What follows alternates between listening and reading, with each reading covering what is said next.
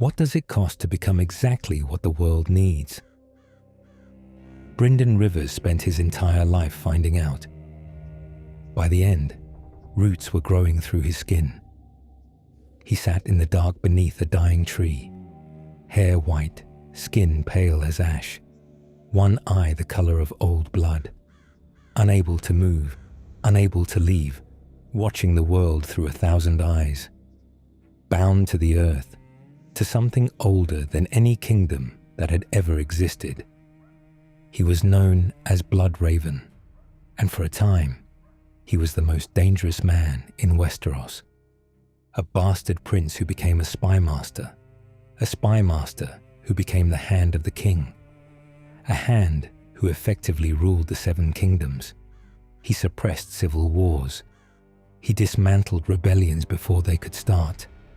He built an intelligence network so vast that lords in the most remote corners of the realm felt watched without ever knowing why. Then he broke a sacred law, lost everything, walked north beyond the wall, and became something the world had no category for.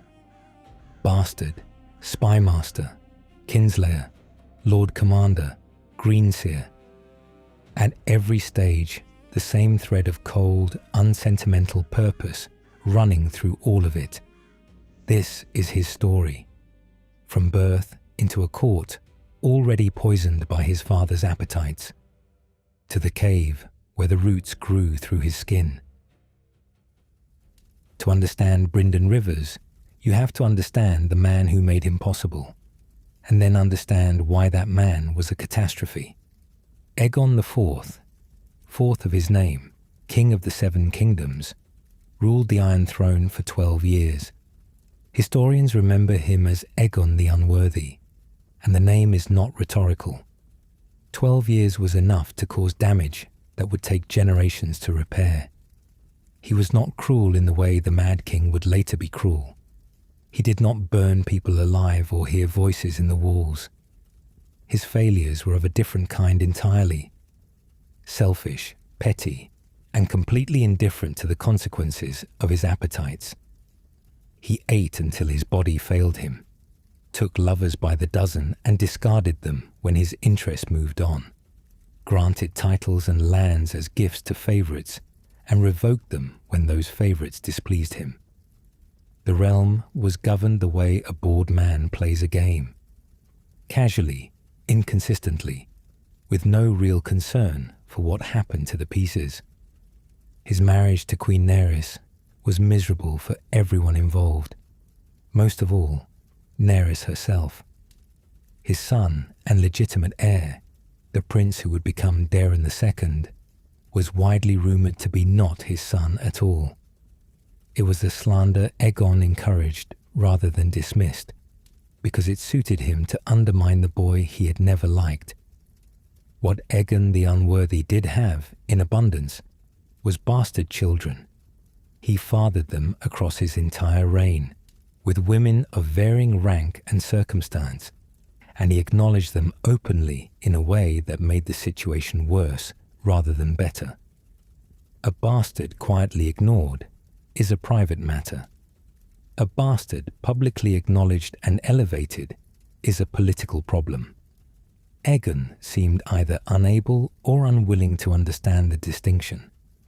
His most historically significant legitimized bastard children became known collectively as the Great Bastards. Among them, 4 would shape the next 50 years of Westerosi history more profoundly than almost any legitimate ruler. Daemon Waters, later Daemon Blackfyre, was the eldest and the most celebrated.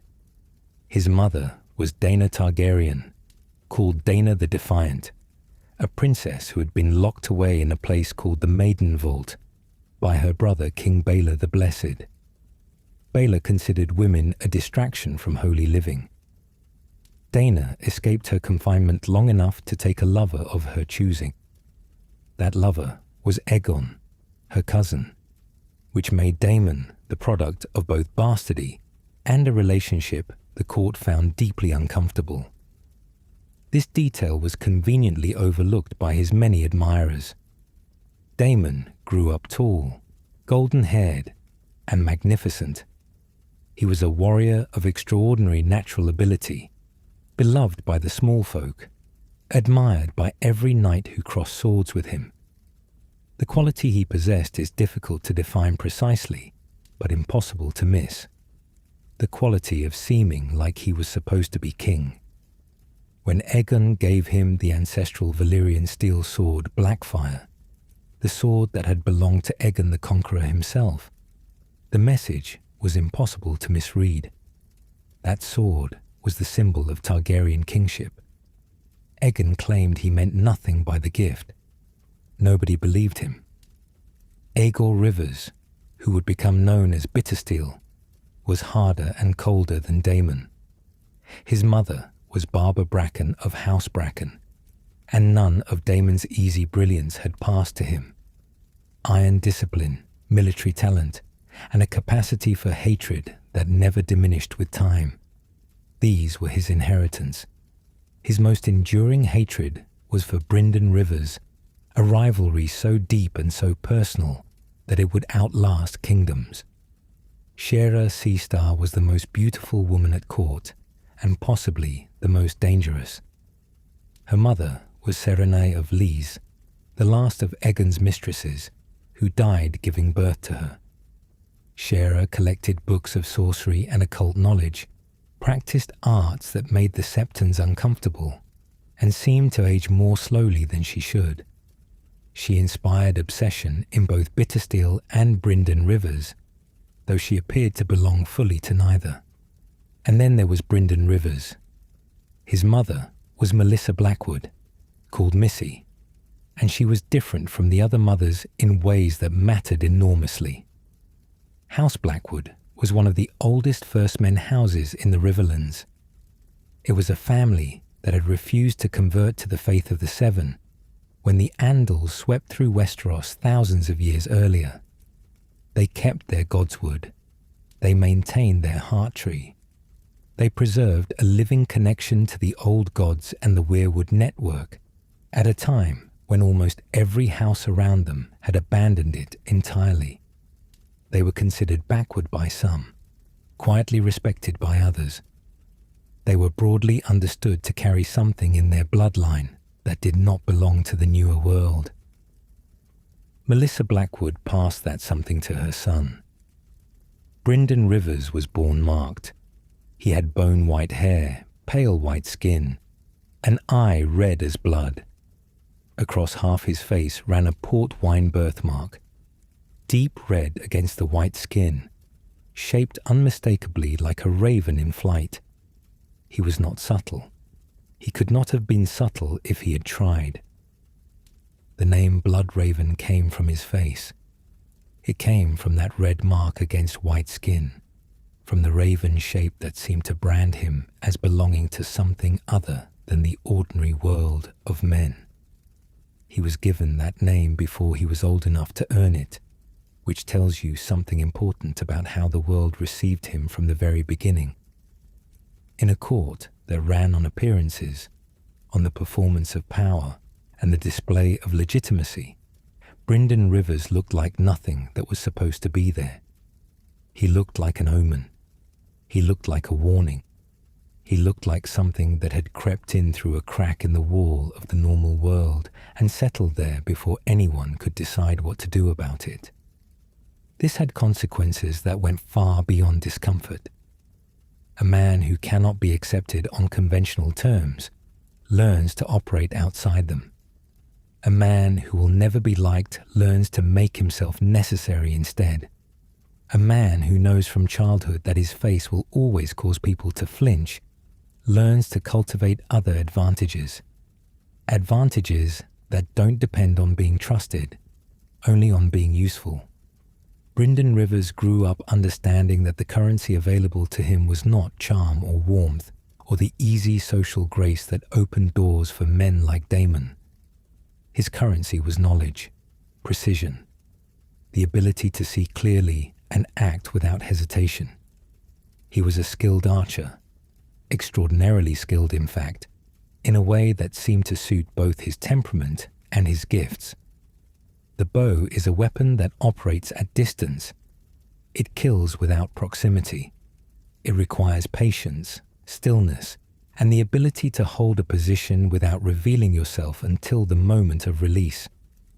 It was, in retrospect, exactly the right weapon for the man he was becoming. But the archery and the intelligence were legible things, explicable things. The other thing, the Blackwood thing, the old blood thing, the gift that had no good name in the world of ravens and maesters and rational governance. It ran deeper, reaching further than he should have been able to reach, knowing things he should not have known. Animals responded to him in ways that unsettled observers. Ravens particularly seemed to find him without being called, to linger near him beyond what trained behavior explained, to carry messages with an eerie reliability. His handlers attributed this to good training. It was almost certainly something else entirely.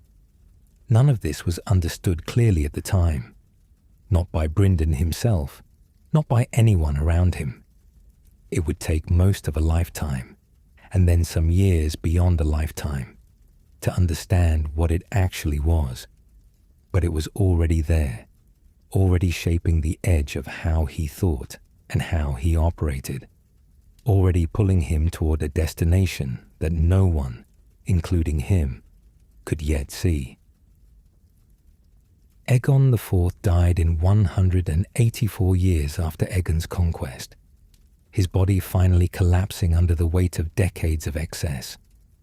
In what may have been the single most consequential act of his entire reign, he legitimized all of his bastard children with a royal decree. He had governed badly for 12 years. He managed to cause serious damage one final time on his way out. Legitimization did not merely give the great bastards a name. It gave them a claim. It gave ambitious lords throughout Westeros a choice of kings to back, a cause to attach themselves to, a flag to raise when the legitimate succession displeased them.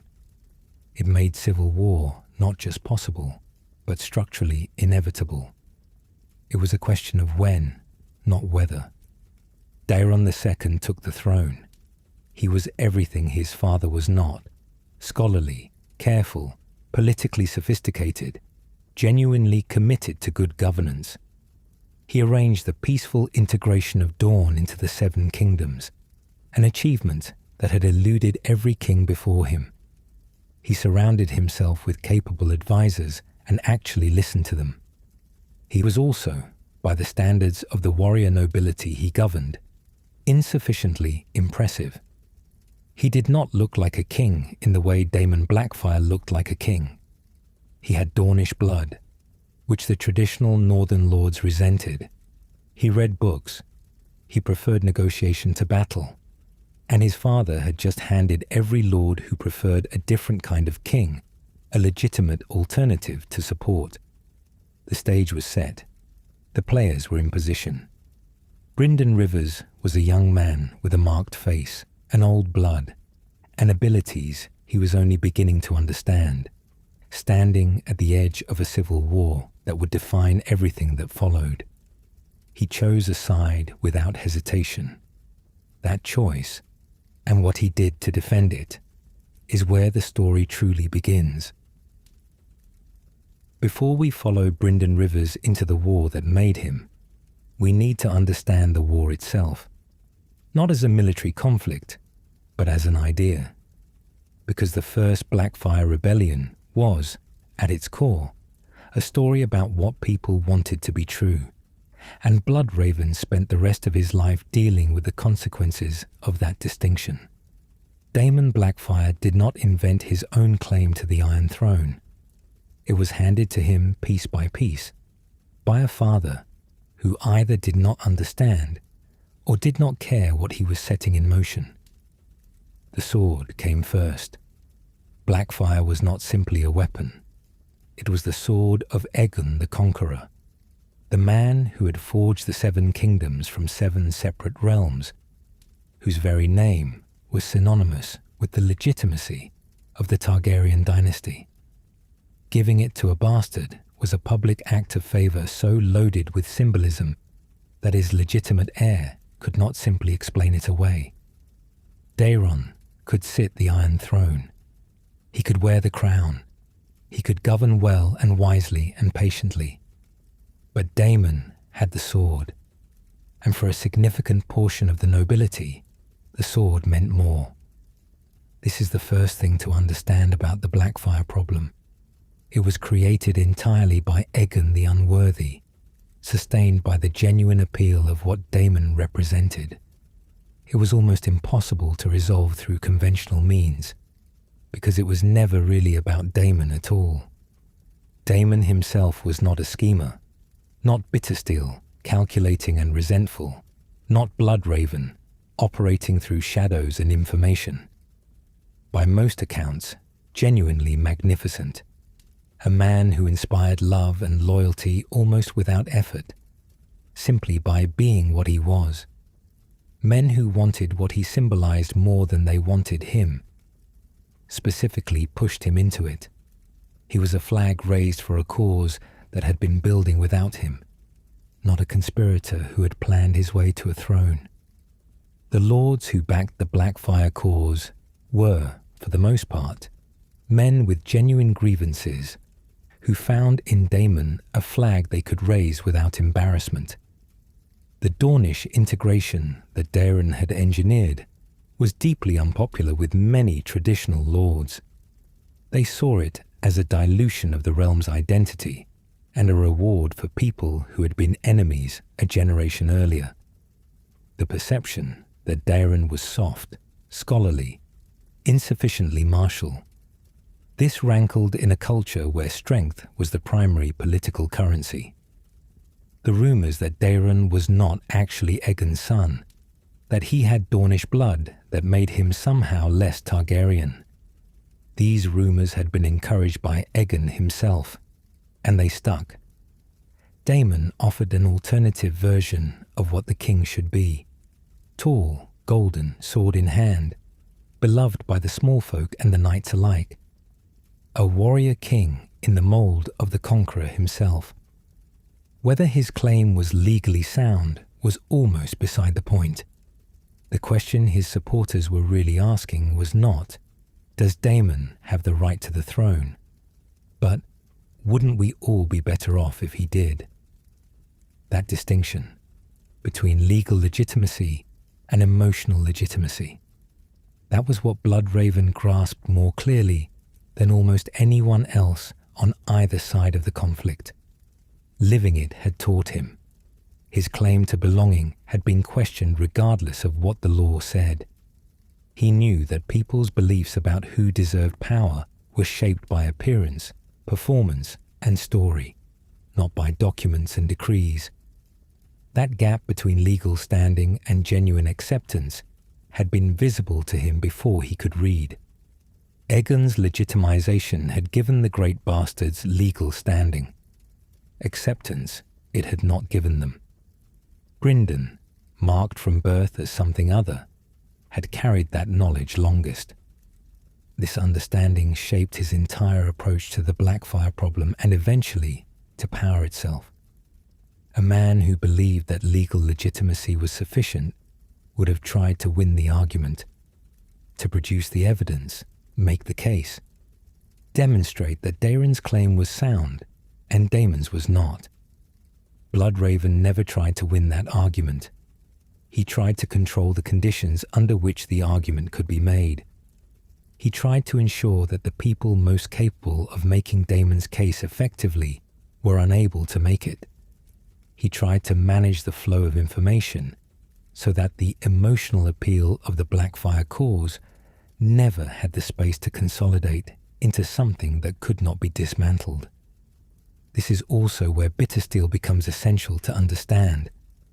Brynden Rivers was Daemon's greatest champion, but his motivations were layered in ways that a simple account of loyalty does not capture.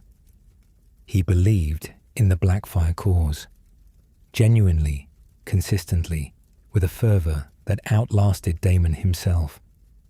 But he also hated Brynden Rivers with a personal intensity that had nothing to do with politics. Both men wanted Shiera Seastar. Neither fully had her. She seemed to exist at a slight angle to the desires of everyone around her. Brilliant and strange, she was unwilling to belong to anyone in the way that men of that era expected women to belong. Bittersteel and Bloodraven competed for her attention across years, and the competition calcified into something permanent and poisonous, particularly for Bittersteel, for whom the rivalry seemed to become a defining feature of his identity. But the conflict between them was not merely romantic. They were opposite types in a deeper sense. Bittersteel was open, where Bloodraven was closed. He was aggressive, where Bloodraven was patient. He operated in daylight, on battlefields, at the heads of armies, through force and confrontation. Bloodraven operated in shadow, through agents, through information, through the quiet management of events before they became crises. Bittersteel looked at Daemon Blackfyre and saw a king worth dying for. Bloodraven looked at the same situation and saw a problem that would outlast any single battle unless someone solved it at the root. Both were right, in their different ways, and they would spend the rest of their very long lives trying to prove it. The rebellion itself came in 196 years after Aegon's conquest. Daemon raised his banner. Major houses declared for him. An army assembled under the Blackfyre sigil. The war that Aegon the Unworthy had made inevitable with a dying decree finally arrived. Daeron called his own banners. Brynden Rivers rode to war. Not going to war for love of Daeron, exactly. That was not the type of loyalty he was built for. The calculation was clear-eyed, unsentimental, and correct. Daemon winning would mean the end of everything Brynden could build under a stable, legitimate monarchy. A world where bastards could claim thrones was a world where no one was safe and nothing held. Someone had to solve the Blackfyre problem. With the cold practicality that defined him, he had already decided he was the right person to do it. What solving it would cost him, what it would make him, in the eyes of the realm and in his own, he likely understood already. The first Blackfyre Rebellion was not a small affair quickly resolved. It was a full civil war, with great houses dividing their loyalties and armies marching across multiple regions. There was a real possibility that the Targaryen dynasty, 3 generations after the conquest, might be replaced by a branch of itself. That branch had no legal right to rule, but it held every emotional claim on the imagination of the realm. It lasted roughly a year. It ended in a single afternoon, and the man most responsible for ending it would never fully recover from how he did it. Brynden Rivers fought for Daeron II from the beginning, and his contribution to the royalist cause was never primarily military in the conventional sense. He was not a battlefield commander in the mold of the great lords who led armies of thousands.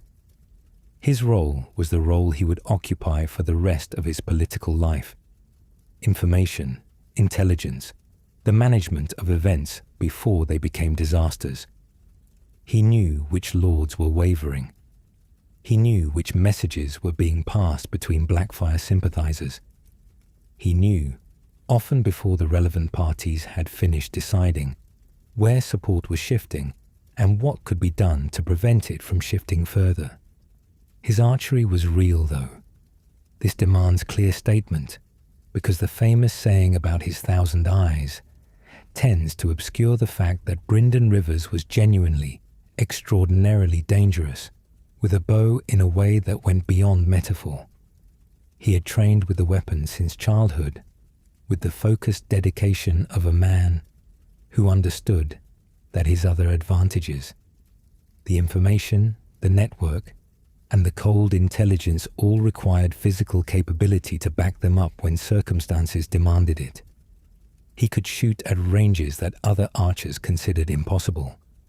He could shoot accurately from horseback, from elevation, in poor light, under conditions that reduced other men's effectiveness to near nothing. These two things together, the network and the bow, they made him a kind of threat that the Blackfyre commanders struggled to account for. You could plan against an army. You could plan against a general. It was considerably harder to plan against a man who knew your plans before you finalized them and could kill you from a distance you didn't think to guard against. The rebellion moved toward its conclusion at the Redgrass Field in 196 years after Aegon's conquest. The battle was large, bloody, and for much of its duration genuinely uncertain in outcome. The Blackfyre forces were not a rabble. They were experienced soldiers led by capable commanders, fighting for a cause they believed in. They fought under the direct command of a man who was, by any martial measure, one of the finest warriors of his generation. Daemon Blackfyre fought that day the way his admirers had always said he would, at the front, sword in hand, leading his men rather than directing them from safety. Whatever else might be said about him, he was not the kind of man who sent others to die while he watched from a hill. The Battle of the Redgrass Field turned on several engagements simultaneously, as large battles do. But the moment that defined it, the moment that ended it, that came when Daemon Blackfyre encountered Sir Gawain Corbray of the King's Guard. Corbray carried Lady Forlorn, a Valyrian steel sword, and he was a warrior of genuine distinction. The two men met in single combat in the middle of the field. What followed was the kind of duel that singers write about, and soldiers stop to watch even in the middle of dying. Daemon and Corbray fought for a long time, long enough that men on both sides paused their own battles to witness it, long enough that the outcome, for a period, was genuinely unclear. Daemon Blackfyre, however, proved to be the superior fighter. After one of the most legendary duels in Westerosi history, Daemon Blackfyre showed mercy, allowing Gawain Corbray to receive medical attention from a maester. It was this moment of genuine honor and mercy that would be his downfall. Brynden Rivers saw his opening. He shot Daemon Blackfyre from long range. The arrow found its mark. Daemon fell. The immediate tactical justification was sound. Daemon alive, even losing the duel, was a rallying point. Daemon wounded, but surviving could be carried from the field and used to continue the cause. Daemon dead was the end of the battle and potentially the end of the rebellion. Bloodraven made the calculation in the time available and acted on it. That is the most charitable account of what happened next, because he did not stop with Daemon. Daemon's twin sons, Aegon and Aemon Blackfyre, they were fighting nearby. They were young men, barely into their fighting years, carrying their father's name and his cause. By most accounts, they were cut down on Bloodraven's order before the day was out.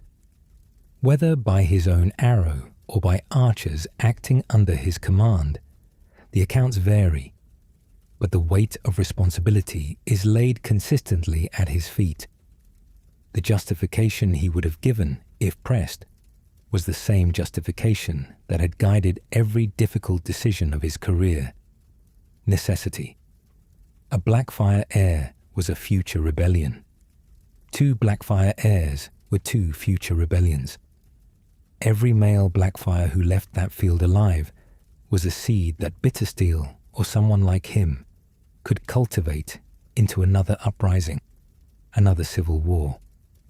Another generation of Westerosi houses would divide their loyalties and die for a cause that could be extinguished here, today, if the necessary action was taken. The logic was coherent. It was also the ordering of deaths for young men who were fighting in a battle they had not started. They had been handed a cause by a father who had been handed it by a king who had cared about neither of them. The realm did not collectively articulate this distinction in the immediate aftermath of the battle. The royalists had won. Daemon Blackfyre was dead. The rebellion was over. Celebrations followed, rewards, the ordinary business of victorious armies returning home. But underneath the surface of the celebration, something had shifted.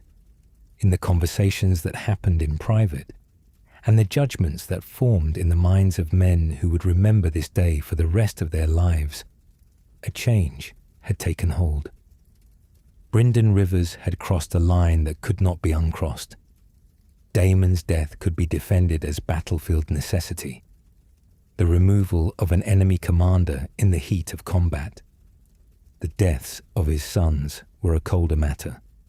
The elimination of future threats who were not, in that moment, posing an immediate danger.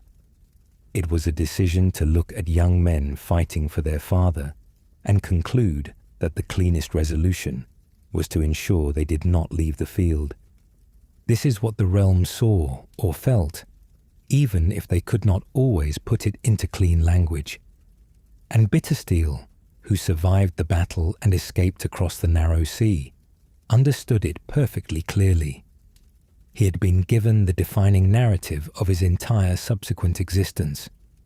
Bloodraven was a man without scruple, who had ordered the deaths of young heirs on a battlefield to spare his king the inconvenience of dealing with them later. Whether this was entirely fair did not matter. It was true enough to be useful, and Bittersteel would use it for the rest of his very long life. The Golden Company was the enduring manifestation of that narrative. Founded by Bittersteel roughly a decade after the Redgrass Field, built around the Blackfyre loyalists who had followed him across the narrow sea, it was an organization dedicated to a simple and permanent purpose. Return to Westeros, avenge Daemon, reverse everything that Bloodraven had achieved. Bittersteel spent years in exile building it from the scattered remnants of a defeated cause into something durable and dangerous. A sellsword company that fought other people's wars while waiting to fight its own. It would outlast Bittersteel himself. It would outlast most of the people who remembered why it had been founded. It would still be functioning, still crossing the narrow sea on someone's behalf, a century and a half after the Redgrass Field. Brynden Rivers had won the battle. He had not resolved the problem.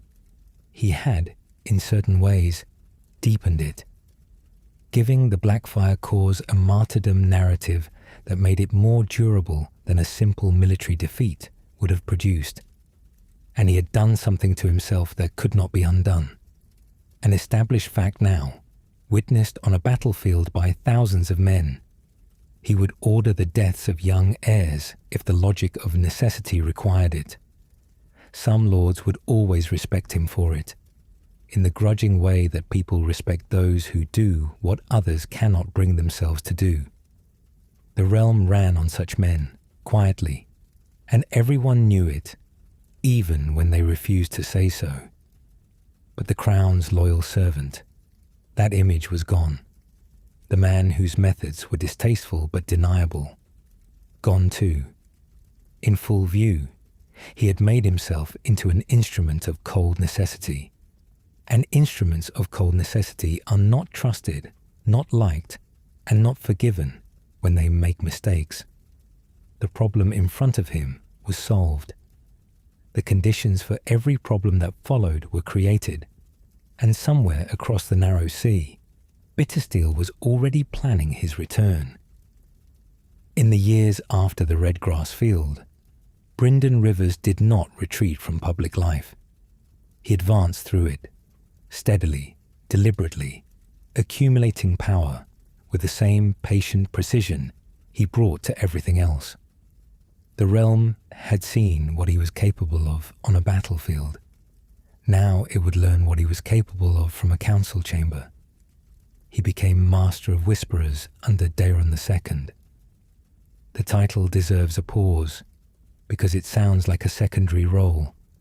The man who manages the ravens, the keeper of correspondence, the administrator of the king's intelligence. In practice, it was nothing of the sort. The Master of Whisperers was the most powerful position on the small council after the Hand, and in the hands of someone with Bloodraven's particular gifts and particular temperament, it was more powerful than that. The Hand governed. The Master of Whisperers determined what the Hand knew, and what the Hand knew determined every decision the Hand made. Information is not a support function. It is the primary instrument of power. Brynden grasped this with a clarity that most men who held the position before or after him never achieved. Intelligence was not merely collected and passed upward. It was shaped. Decisions about what reached the king and what did not, what was emphasized and what was buried, passed through his judgment. So did what was presented as urgent and what was allowed to resolve itself quietly. Falsifying information was never his method. That would have been both dishonest and tactically ruinous, since a spymaster whose intelligence cannot be trusted is a spymaster without a role. But selection is its own form of shaping. The map is not the territory, the report is not the event, and Bloodraven understood the gap between those two things better than anyone in Westeros. His network was extraordinary by any standard of the era. He had agents in every major castle in the Seven Kingdoms, stewards, servants, maids who changed the bedsheets and heard conversations through walls, stable boys who noticed which horses were ridden hard at night and in what direction, septons who heard confessions, maesters who read correspondence before they sealed it, people whose presence was so ordinary, so expected, so invisible by virtue of their social position that it never occurred to the lords they served to consider them a threat. Ravens were his symbol and his lifeblood. They moved faster than horses. They crossed terrain that armies could not. A message sent by Raven from the far north could reach King's Landing in days, while a rider carrying the same message would need weeks. Bloodraven built a Raven network that was faster, more reliable, and more comprehensive than anything that had existed before. He staffed it with people who understood that the contents of the messages they carried were not their business. The famous saying that circulated through Westerosi court life in these years captured his reputation precisely. How many eyes does Lord Bloodraven have? 1,000 eyes, and one. The missing eye was a reference to his appearance, to the one red eye in the pale marked face. The 1,000 eyes were his network. The saying was not merely a colourful expression of his competence. It was a tool he used deliberately. A spymaster who is believed to know everything has power that extends far beyond what he actually knows. This is the principle that distinguished Bloodraven from merely competent intelligence operators. He understood that the perception of omniscience was more powerful than omniscience itself. If lords throughout Westeros believed that any conversation held in any castle might reach Bloodraven's ears, they would self-censor. They would hesitate before committing treasonous thoughts to action. They would look at the raven sitting on their windowsill and wonder whether it was simply a bird. That hesitation, multiplied across hundreds of castles and thousands of potential conspirators, was worth more than any specific intelligence his agents could provide. He weaponized uncertainty. He made the space inside people's own heads into a network of self-imposed caution that worked for him without costing him a single agent. Daeron II died in 209 years after Aegon's conquest, and the crown passed to his son Aerys I. He should not be confused with the mad king of the same name, who would come a century and a half later. This Aerys was a different kind of problem, simply absent, deeply, comprehensively, almost professionally absent. He had the temperament of a scholar and the interests of a maester. He had been placed by an accident of birth onto a throne that required engagement, decisiveness, and the daily management of a complex political organism. He preferred his library. Aerys I read voraciously, corresponded with scholars across the known world, pursued intellectual interests that would have made him an exceptional maester and made him a deeply inadequate king. Council meetings were attended infrequently. Decisions requiring royal authority were delegated to the people around him, not from cruelty or dismissiveness. He had a very clear sense of where his interests lay, and governing the 7 kingdoms was not among them. Bloodraven became Hand of the King. What this meant in practice was that Brynden Rivers ran the 7 kingdoms. Aerys was the king, and Bloodraven served him. But the decisions that shaped the realm's daily reality passed through Bloodraven's hands. The management of disputes between lords, the allocation of resources, the response to crises, the handling of foreign relations, all of it was his. He was, for the duration of Aerys's reign, the effective ruler of Westeros. He was also, during this period, the most hated man in the realm, the logical consequence of the same qualities that made him effective. Governing without sentiment meant someone was always unhappy with his conclusions. Moving against threats before they became visible to anyone outside his network meant the targets of his actions could convincingly claim they had done nothing wrong. By his intervention, they had been prevented from doing the thing they were planning, not caught doing it. Lords who had land stripped found themselves subject to arcane legal arguments they could not counter, because the legal argument was sound even if the underlying motive was political.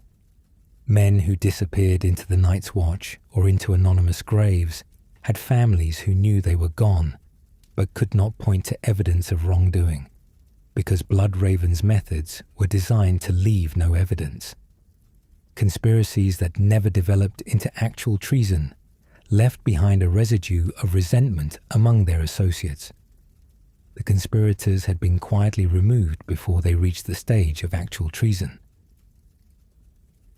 Their associates felt correctly that an injustice had been done, but they could not articulate it in terms that held up to scrutiny. Effective, deeply, comprehensively resented, and appearing not to care about the resentment in any way that would have changed his behavior. His surviving correspondence does not answer cleanly whether he genuinely did not care, or had simply decided that caring was a luxury his position did not allow. What it does suggest is a man who grasped very early that the work required a certain detachment from normal social feedback. A spymaster who is liked is a spymaster who is being managed. A hand who is popular is a hand who has prioritized popularity over effectiveness. The red grass field had shown him what happened when the necessary was chosen over the acceptable. Peace had been made with that trade, or something close enough to peace that the difference was not visible from the outside. Shiera Seastar moved through all of this like a current running beneath the surface of the political water. His relationship with his half-sister was an open secret at court. It was romantic in the way that the great bastards' relationships always seem to operate, at the edge of propriety and beyond it. It was transgressive in ways that the faith of the Seven found abhorrent. The Targaryen tradition had always regarded such things more loosely. She was not a conventional presence. She collected texts on sorcery and divination that respectable maesters refused to acknowledge. She practiced arts that no one could precisely define or demonstrate, but that everyone seemed to agree were unsettling, and aged with a slowness that people noticed without discussing openly. Whether she contributed to his understanding of the old powers is not recorded. Whether conversations with her, access to her library, or exposure to whatever she practiced in the rooms of the Red Keep shaped the development of his own gifts remains unknown. What can be said is that he kept her close across decades when he was capable of removing anyone from his proximity who did not serve a clear function. Shera Seastar served multiple functions for Brynden Rivers, some of which were political, some personal, and at least one of which was almost certainly something older and stranger than either. Bittersteel, across the narrow sea, was watching all of this with an intensity that never diminished. Every year that Bloodraven consolidated power, every year that he demonstrated that the legitimate Targaryen line could be sustained by effective governance, was a year that the Blackfyre cause became slightly harder to revive. Bittersteel understood this. He was building the Golden Company with the systematic patience of a man who knew he was playing a long game. He was watching his primary enemy become more entrenched and more powerful with each passing year. The resentment that Bloodraven's methods generated was not lost on him either. A spymaster who had accumulated a generation's worth of enemies throughout the nobility was a spymaster who was one significant mistake away from losing everything. Bittersteel needed only to wait and to be ready when the moment came. By the time the second Blackfyre Rebellion arrived, Bloodraven had been the most powerful unelected man in Westeros for years. He had governed effectively, ruthlessly, and without apology. He had made enemies at every level of the nobility. He had built a system of eyes and ears so comprehensive that the realm had largely stopped trying to plot against the crown openly. Lords moved instead to the kind of quiet resentment that does not show up in intercepted letters, but accumulates in the political atmosphere like weather building toward a storm. He had, in other words, done everything correctly. He had made the realm stable, kept the Targaryen dynasty intact, suppressed threats before they could develop, and governed with a competence that his king was constitutionally unable to provide for himself. And it was not going to be enough. The task at hand had no endpoint. Sustain legitimacy through control, manage a political culture through information, hold together a realm that contained genuine and irresolvable grievances. None of it could ever be finished. There was no version of success that allowed him to stop. There was only the ongoing management of a situation that would reassert itself the moment his attention moved elsewhere. He was holding the wall. He could hold it indefinitely. But he could not build something better in its place, because the work of holding it left no room for anything else. Somewhere in the understanding of that limitation, if he ever fully articulated it to himself, that was the beginning of the path that led north. Not yet, not for decades, but the seed of it was there, in the cold clarity of a man who could see exactly what he was doing and exactly what it could and could not achieve. He had the intelligence to understand that those were not the same thing. Bittersteel did not waste his exile.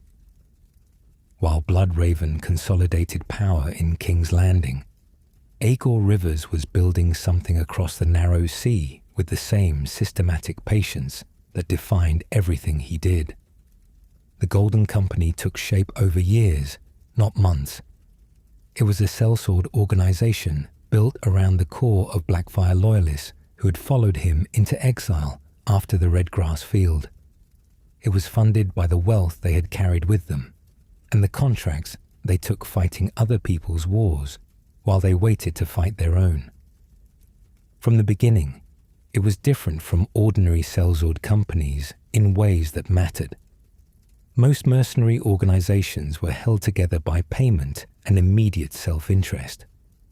They fought for whoever could afford them, shifted loyalties when better offers arrived, dissolved and reformed as circumstances changed. The Golden Company was held together by something closer to religious conviction. Its members had sworn an oath to return to Westeros. They maintained the Blackfyre cause not as a political position, but as an identity, a reason for existing.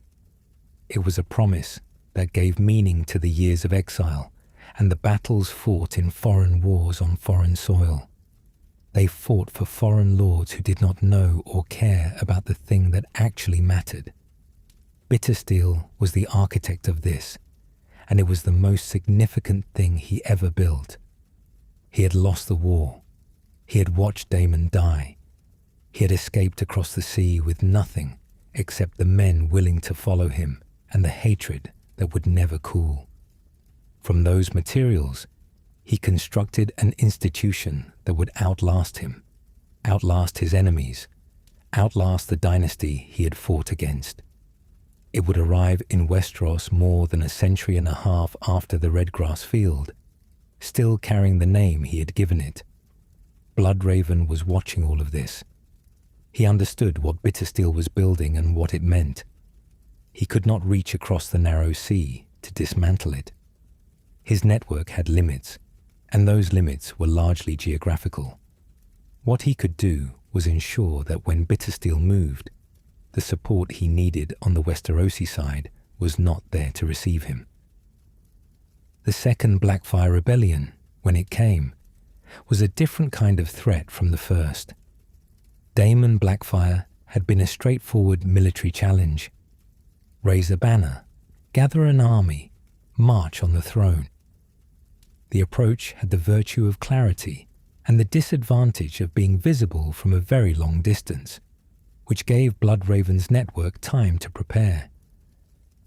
Daemon II, one of the surviving sons of the original rebel, was apparently more thoughtful, or perhaps simply more cautious, having grown up in the shadow of his father's defeat. His approach was infiltration rather than invasion. He entered Westeros disguised as a hedge knight, one of the wandering, landless fighters who drifted across the realm seeking tournament prizes and mercenary employment, invisible by virtue of their ordinariness. The plan, as best as can be reconstructed, was to move quietly through the realm, attend tourneys, make contacts, and sound out potential supporters. The goal was to build the network of Blackfyre sympathizers that a successful rebellion would require before ever raising a banner. A better plan than his father's, in principle. It accounted for the lessons of the Redgrass Field. It recognized that open military confrontation had failed and that the path back to the throne ran through patience and preparation rather than martial glory. It failed because Bloodraven's network was better than Daemon II had accounted for. The plan unraveled before it could take root. Moving through the realm, Daemon II was identified by Bloodraven's agents. The exact mechanism is not recorded. Whether a physical resemblance to his father, a contact recognized, a message intercepted. But the outcome was unambiguous. Daemon II was exposed before he could accomplish anything meaningful. What Bloodraven did next was instructive.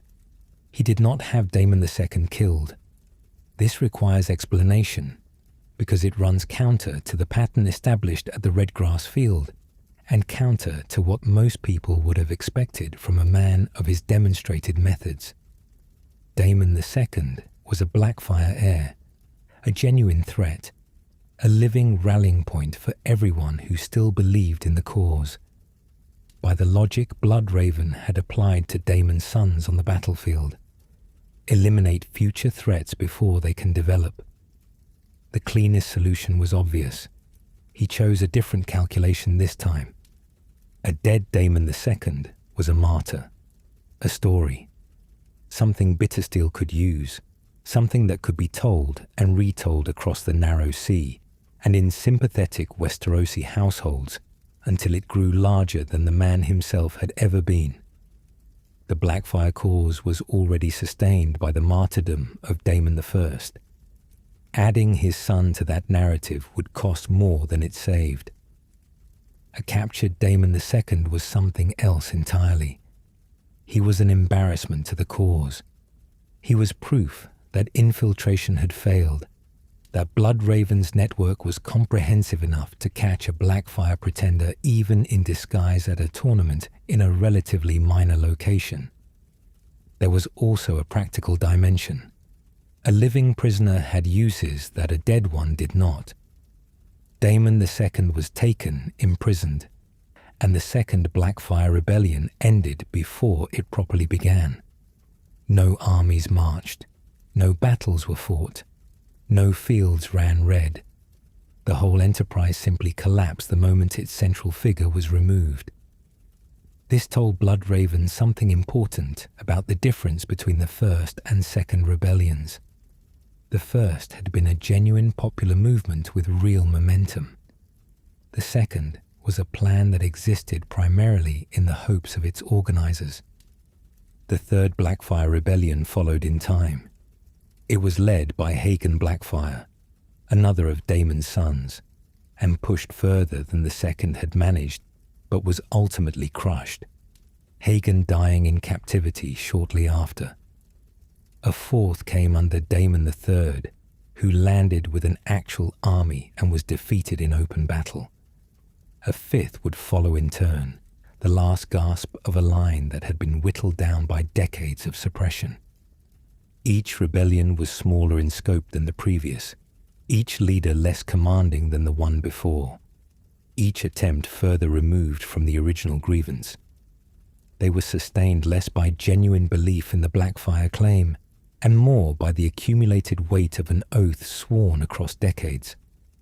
It was an organization that had been built around the promise of return, and could not exist without maintaining it. What the pattern revealed was both reassuring and troubling, depending on how you saw it. The reassuring interpretation. Bloodraven's methods worked. Each successive rebellion was less dangerous than the previous one.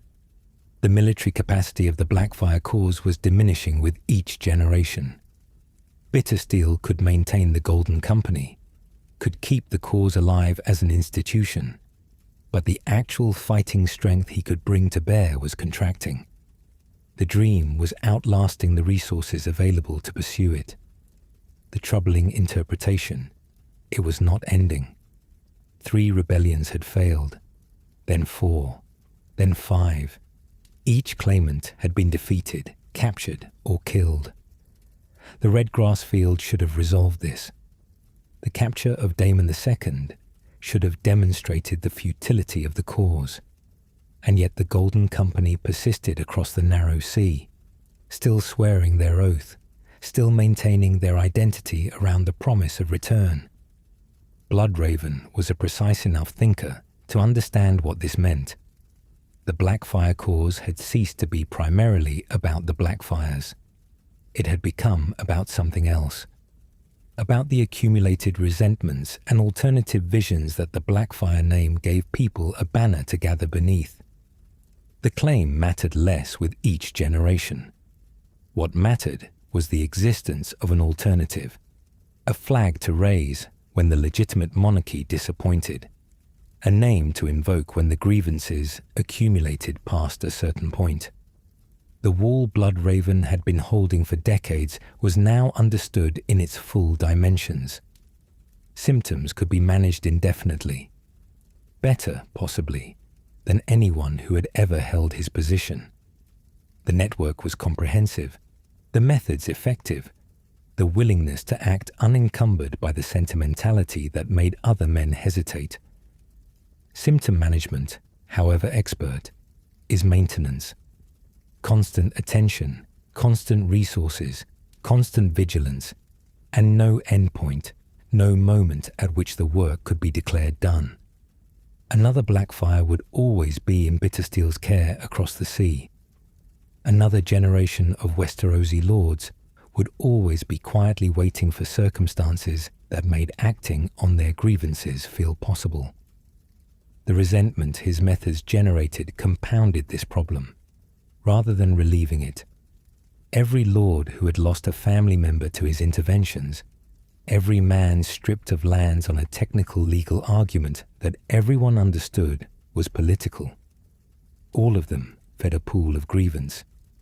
Every conspiracy dismantled before it could develop fed that same pool of quiet, unexpressed resentment that made the Blackfyre cause perpetually viable. He was, in a sense, partially sustaining the very problem he was trying to solve. Whether he understood this fully, and what he thought about it if he did, is not preserved in any surviving record. What is preserved is the outcome. Decades of effective suppression that left the underlying situation essentially unchanged. That was followed by an act so decisive and so catastrophic that it destroyed everything he had built in a single afternoon. The management of the Blackfyre problem had always required him to operate at the edge of what was permissible. For decades, he had operated at that edge without crossing it in a way that could not be recovered from. That was about to change. Consistency, taken far enough, produces its own form of destruction. Brynden Rivers had spent decades making calculations that were uncomfortable but defensible, crossing lines that others would not cross because he had decided that the work required it, and surviving the political consequences because the work itself was undeniably effective. The realm resented him. The realm also functioned, and as long as those two things remained true simultaneously, the resentment could be managed and the position held. What happened in 233 AC was not a departure from his methods. It was their logical conclusion. It was the same calculation applied one more time in circumstances where the same calculation finally produced an outcome the realm would not absorb. The trigger was the death of King Maekar I. Maekar had been, by the standards of the era, a reasonably competent king, harder and more martial than his father Daeron, less bookish than his brother Aerys, a man who governed with practical efficiency, if not particular brilliance. He died in battle against an outlaw lord, killed by a stone thrown from castle walls, an undignified end for a king that nonetheless left behind a genuine and serious succession crisis. His sons were unavailable. The eldest, Daeron, had died of a plague years earlier. The second, Aegon, had been exiled to Essos after a series of violent and erratic incidents that made his unsuitability for the throne obvious even to his supporters, and had subsequently died drinking wildfire in the belief that it would transform him into a dragon. The third son, Aemon, had joined the Night's Watch, taking vows that removed him from succession entirely. The fourth and youngest, the young man named Aegon, known to his companions as Egg, who had spent years wandering Westeros with a hedge knight named Duncan the Tall, was technically the heir but was young, relatively untested in the eyes of the great lords, and arrived at the succession with none of the established political relationships that would have made his accession straightforward. A great council was called to resolve the question.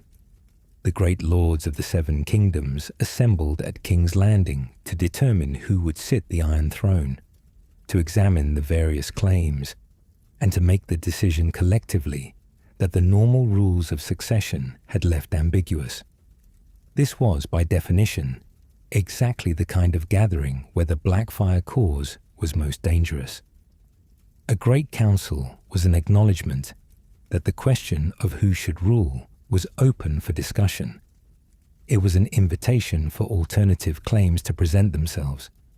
It was the one political circumstance in which a Blackfyre pretender arriving and making his case in front of the assembled nobility was not obviously suicidal, because the assembled nobility was literally there to evaluate claims. Aenys Blackfyre understood this. One of Daemon's surviving sons, kept alive by Bittersteel and the Golden Company across the narrow sea, maintained as a potential claimant for exactly the kind of moment that had now arrived.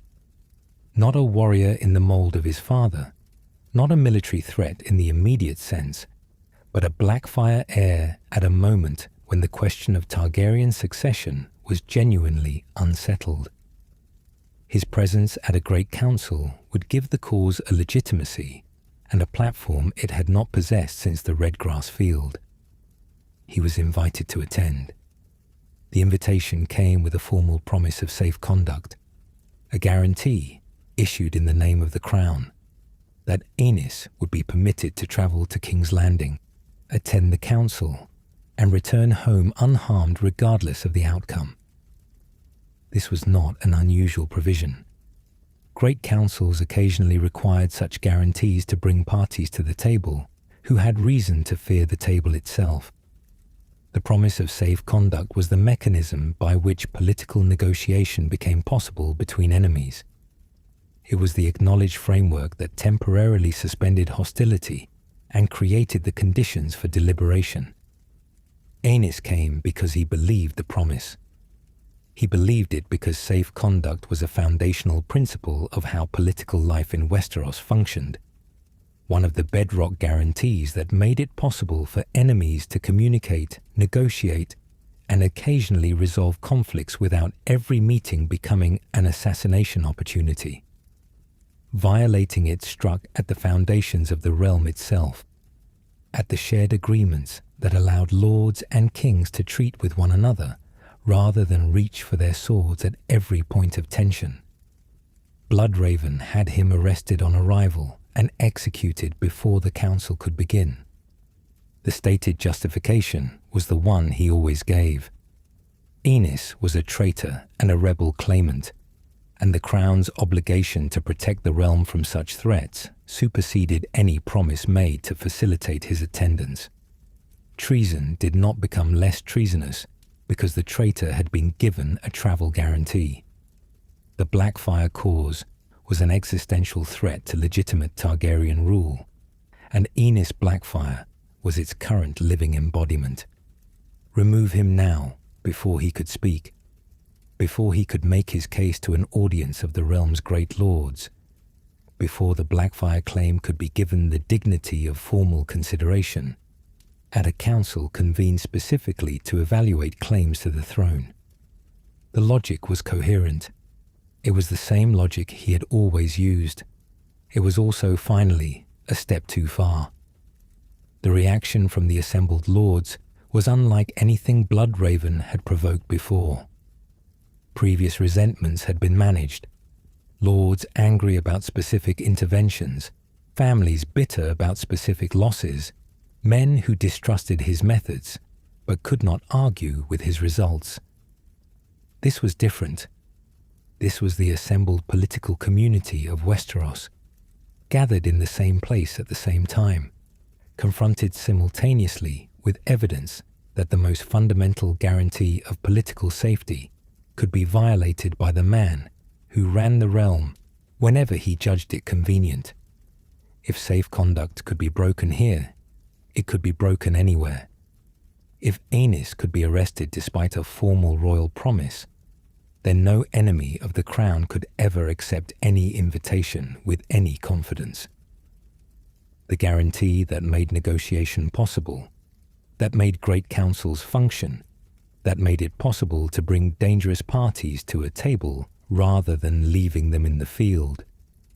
All of it was undermined by a single act that demonstrated the guarantee was only valid until Bloodraven decided otherwise.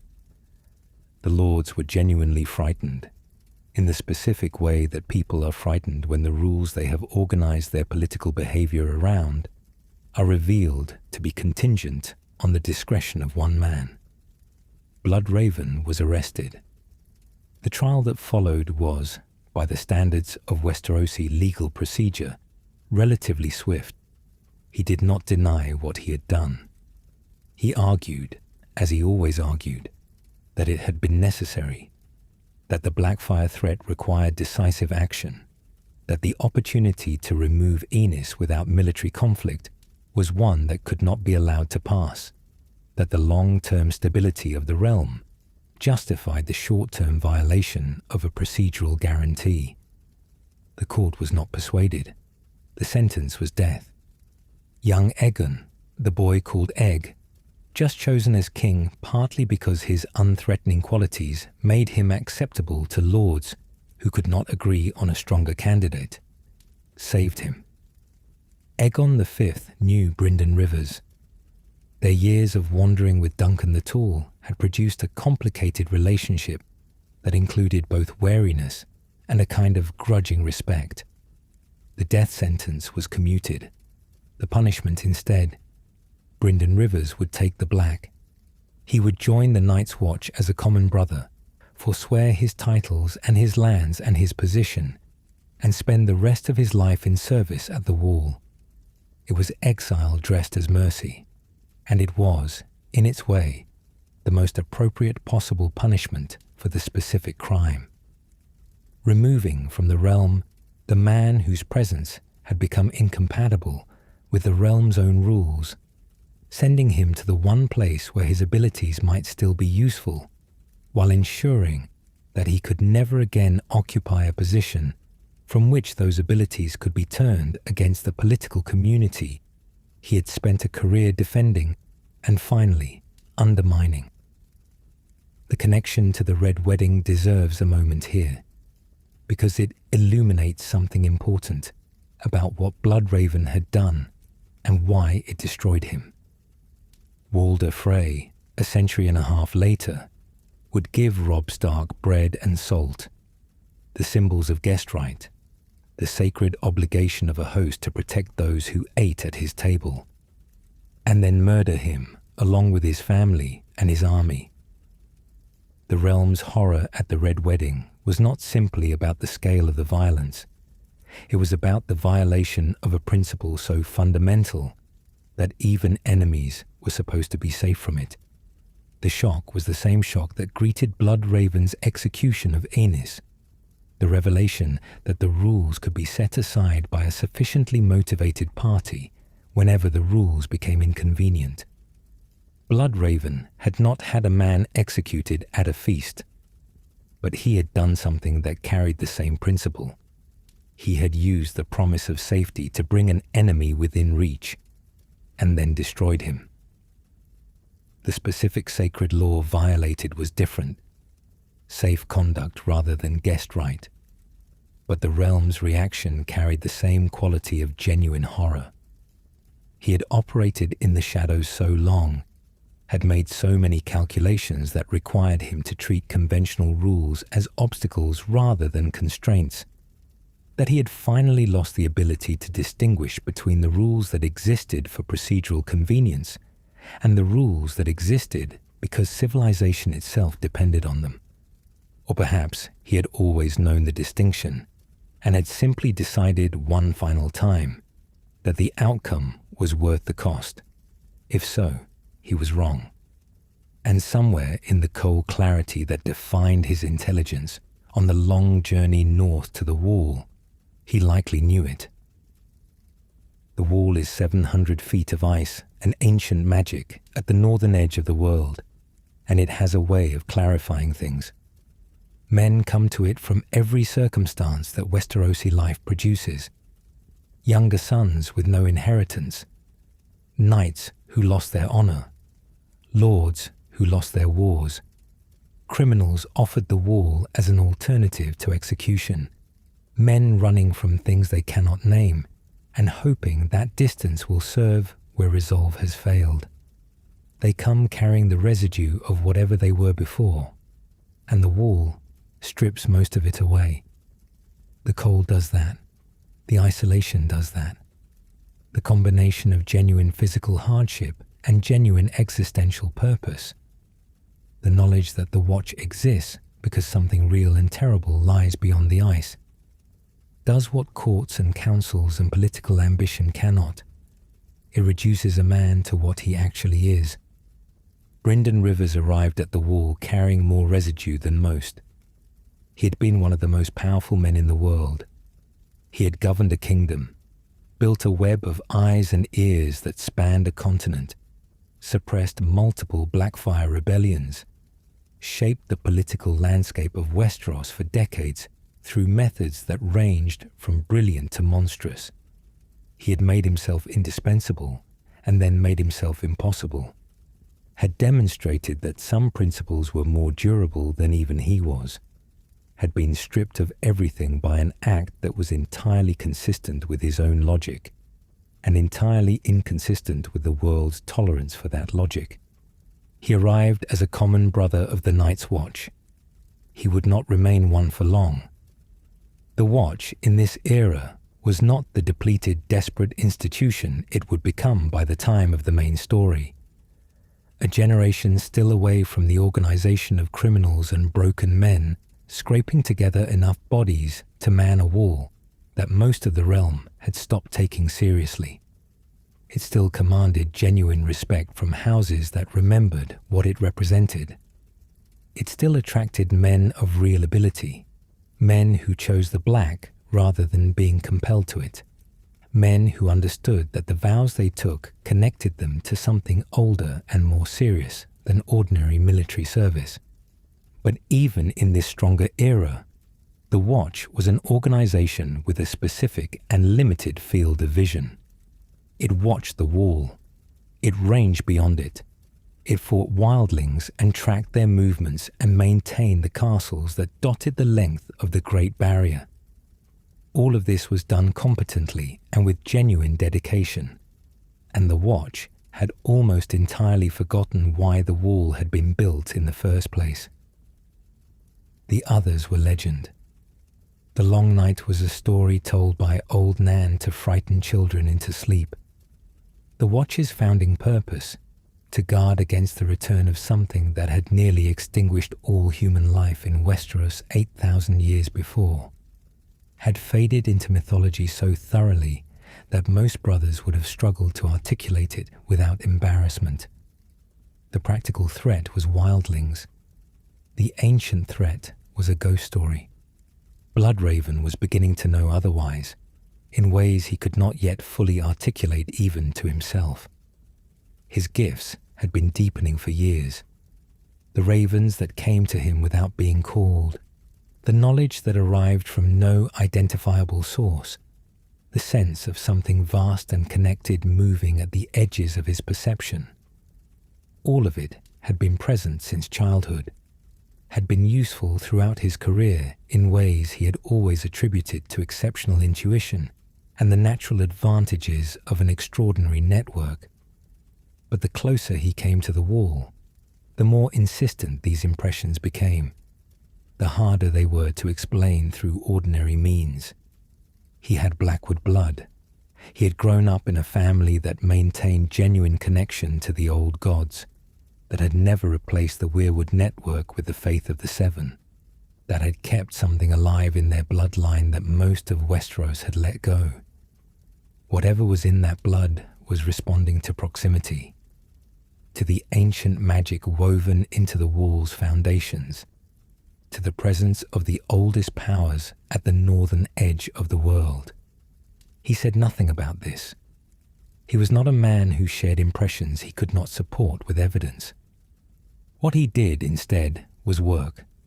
His rise within the Night's Watch was rapid, in the way that genuinely exceptional people always rise within institutions that value competence, not through political maneuvering, though he was certainly capable of that, but through simple demonstrated superiority at everything the role required. Logistics, the management of communication across 300 miles of wall with 19 castles in varying states of repair, the strategic geography of the north. All of it informed decisions about ranging, patrol patterns, where threats were likely to emerge, and how to position resources to respond. He became Lord Commander of the Night's Watch. The timing is not recorded precisely, but he held the position for years, long enough to reshape the Watch's operational practices in ways that his successors would inherit, without always understanding where they had come from. His tenure as Lord Commander was, by the standards available to assess it, successful. The Watch was better organized, better supplied, better informed about conditions beyond the wall than it had been before his arrival. The ranging parties he sent out came back with more useful intelligence and fewer casualties. The administrative chaos that had characterized the Watch's management of its castles and resources was reduced to something closer to functional order. The work that occupied the surface of his attention was not the only work happening. Time was being spent at the weirwood trees, not unusual in itself. The wall had several godswoods, and brothers from First Men families or northern houses often maintained the old religious practices, praying before heart trees the way their fathers and grandfathers had. No one would have thought to comment on Lord Commander Rivers visiting the godswood. What was less ordinary was how long he stayed, and stranger still was what he appeared to experience there. The weirwood network was accessible, theoretically, to anyone with sufficient gifts and sufficient proximity. The children of the forest had built it across centuries, threading the consciousness of the heart trees together into something that functioned like a vast and living archive, storing impressions, memories, perceptions from every set of eyes that had ever looked into a weirwood's carved face, retaining the history of the world in organic form. For a man with Blackwood blood, already touching the network at lower intensity for most of his adult life without fully understanding what he was doing, the wall's proximity to the oldest magic on the continent and the absence of political distractions was changing the quality of that contact. Impressions were beginning to arrive, not clearly, not controllably, not in ways that could be translated directly into action or intelligence of the kind his old life had required. But impressions were arriving through the network, the slow accumulation of something large and cold at the northern edge of perception, the sense of a patience that operated on timescales completely foreign to human experience, the awareness that the ghost story the Watch had been maintaining guard against was not, in fact, a ghost story. The others were real. They were present, not imminent in the way that a military threat is imminent. Their timescale was measured in decades and centuries, not seasons. But they were there, and they were building towards something. And the world of men had forgotten them so completely that there was no force, no order, no preparation of any kind adequate to what was coming. The Night's Watch had 19 castles along the wall's length, and fewer men than it needed to maintain even a fraction of them. The lords of Westeros sent their criminals and their surplus sons northward, and called it sufficient. The wall itself was ancient magic and ancient ice, and neither had been properly maintained or understood for generations. The sword that had been forged specifically to guard against the return of the long night had become a rusting ceremonial object, present in form and absent in function. This was what Bloodraven could see, through the weirwood trees, with increasing clarity as his tenure as Lord Commander continued, and his gifts continued to deepen. And then came the point at which seeing was no longer enough. The exact circumstances of his disappearance are not recorded. The Night's Watch noted that Lord Commander Rivers went beyond the wall on a ranging and did not return. No body was found. No ranging party sent to look for him came back with an explanation. He was recorded as missing, as the Watch records men missing when the wall takes them. With the practical notation of absence and the implicit understanding that the wall gives back very few of the people it takes. Most assumed he had died. The man who walked north, the spymaster, the hand, the Lord Commander, the political creature who had governed and manipulated and survived across a century of Westerosi history, did not come back. Something had been waiting inside him since birth, finally given room to become what it had always been trying to become. A movement toward the thing the world of men had forgotten, that only he was old enough, strange enough, and gifted enough to face. Beyond the wall, the world changes, physically, materially, in ways that the body registers before the mind catches up. The trees are older here, their trunks wider than houses, their roots reaching depths that no one has mapped. The light falls differently through canopies that have never been cleared or managed, filtering down in shafts that seem to illuminate nothing in particular, while leaving everything else in a darkness that is not quite dark. The silence is not the silence of emptiness. It is the silence of presence, of something very old and very large that does not make noise because it does not need to. The men of the Night's Watch who range beyond the wall described it in terms of unease, a feeling of being watched, a sense that the forest was aware of them in a way that forests were not supposed to be. Most attributed this to wildlings and turned their practical attention to the practical threat, because practical men deal with practical threats and leave the unease for later. Brynden Rivers walked into this world and felt something different entirely. He felt recognition.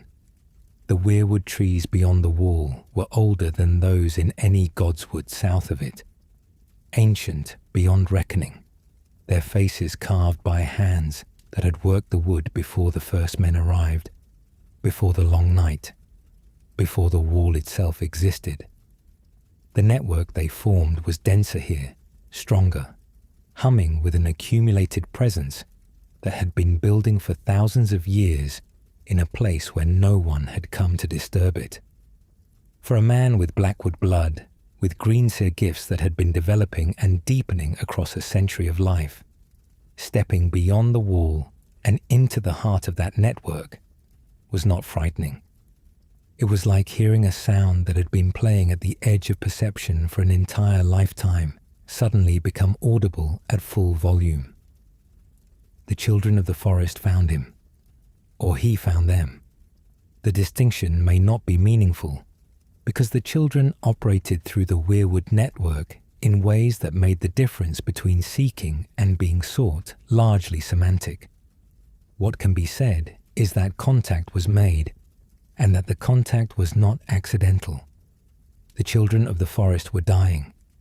This requires a moment of context, because the full weight of what Bloodraven encountered beyond the wall cannot be understood without understanding what the children were and what they had become by the time he reached them.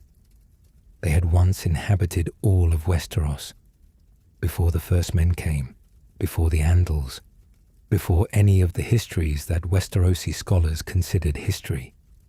They were small, dark-eyed, with fingers that ended in black claws and faces that seemed to shift between human and something older depending on the light. They had carved the faces in the weirwood trees. They had developed the green sight and the skin-changing abilities that occasionally surfaced in First Men bloodlines thousands of years after the cultural contact that had introduced the gifts. They had been, in the deepest sense, the original inhabitants of a world that subsequent arrivals had gradually and then completely reshaped around their own needs. They had also, according to the oldest and most contested accounts, created the White Walkers themselves. Though this claim rests on sources so fragmentary and so ancient that it cannot be stated as settled fact, the origin of the others is one of the most obscure questions in all of Westerosi history. The records are sparse, the sources unreliable, and the children left no written account of their own. What certain ancient traditions suggest and what the evidence of the cave itself may imply, is that the children once fashioned the first of the others from a captive man, intending it as a weapon against the first men. If that account holds any truth, then what followed was a catastrophe of their own making. The weapon turned, the long night came, and the wall that Brynden the Builder raised was, in part, a penance for what they had unleashed. The children who guided Bloodraven into the cave were not, on this reading, merely guardians of old knowledge. They were trying to contain something they may have been responsible for creating. By the time Bloodraven reached them, they numbered only a handful. Their people had dwindled across the millennia as the world of men expanded, pushing them further and further north, further into the deep woods, further from the places where they had once lived freely. They were the last remnant of something that had shaped the world and been erased by the world they had shaped. They had knowledge, vast, accumulated, irreplaceable knowledge of the Weirwood network, of the nature of the White Walker threat, of the history of the Long Night, and what had ended it. And they had almost no one left to carry it forward. They needed a successor, not one of their own, because there were not enough of them left to produce one. They needed someone from the world of men, someone with the right blood, the right gifts, and the right understanding of what the role required. Someone, in other words, very much like the pale, marked, century-old man who had just walked through their door. The cave was beneath a great weirwood, in a place that felt simultaneously underground and somehow not, a space where the roots of the tree descended through the ceiling and the floor and the walls, threading through the rock and the earth as if the tree in the cave were a single organism. The light came from fungi on the walls and from the faint luminescence of the roots themselves, a cold blue-white glow that illuminated without warming. It was silent in the way that only very deep places are silent, the silence of complete insulation from the world above. The children brought him here. They showed him what they were carrying, what they needed carried forward, and what the carrying would require. The transformation unfolded slowly, and the roots that grew through his flesh were real. The weirwood roots that threaded through the cave were the physical expression of the network, the place where its deepest concentration ran through material form, capable of a kind of interface with a willing greenseer that went far beyond what could be achieved through a weirwood throne or a carved face in a tree. The children had developed this over centuries as their own numbers dwindled, and they had needed to find ways to sustain the network's function with fewer and fewer of their own people to maintain it. The roots grew into him, literally, physically, over time, threading through flesh, anchoring him to the tree, to the cave, to the earth itself. The process was neither forced nor instant. It was a choice, made repeatedly over the time it took to complete, a daily recommitment to something that could have been stopped until it couldn't. Bloodraven had spent his entire career making difficult choices with clear eyes. This was the last and largest of them, and he made it the same way he had made all the others, with full understanding of what he was trading and no illusions about the cost. What he gained was perception on a scale that has no adequate description. The Weirwood network spans the continent. Every heart tree in every godswood in every castle from the wall to dawn is a node in a system of living memory that the children had woven over thousands of years, and a greenseer fully integrated into that system can see through all of them simultaneously, can look out through the carved faces into whatever stands before them, can witness the present moment at any point in Westeros where a weirwood tree grows. Beyond this, The network retains impressions of everything that has ever been witnessed through its trees.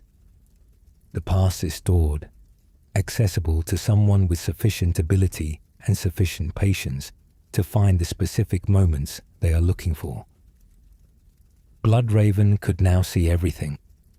The past with the clarity of direct observation, the present unfolding across the entire continent in real time, shifting his attention from tree to tree, the way a man in a tower shifts his gaze across a landscape. Movement was no longer possible. The roots that gave him access to the network also anchored him completely. Walking, acting in the physical world, traveling, communicating directly with other people, none of it remained possible. Intervention in events was confined to the limited and indirect tools available to something that existed primarily as perception rather than presence. The ravens he sent carried messages felt as impressions rather than heard as words. The dreams he reached into were suggestions rather than commands, nudges rather than directions, the faintest possible kind of influence over people who were entirely free to ignore it.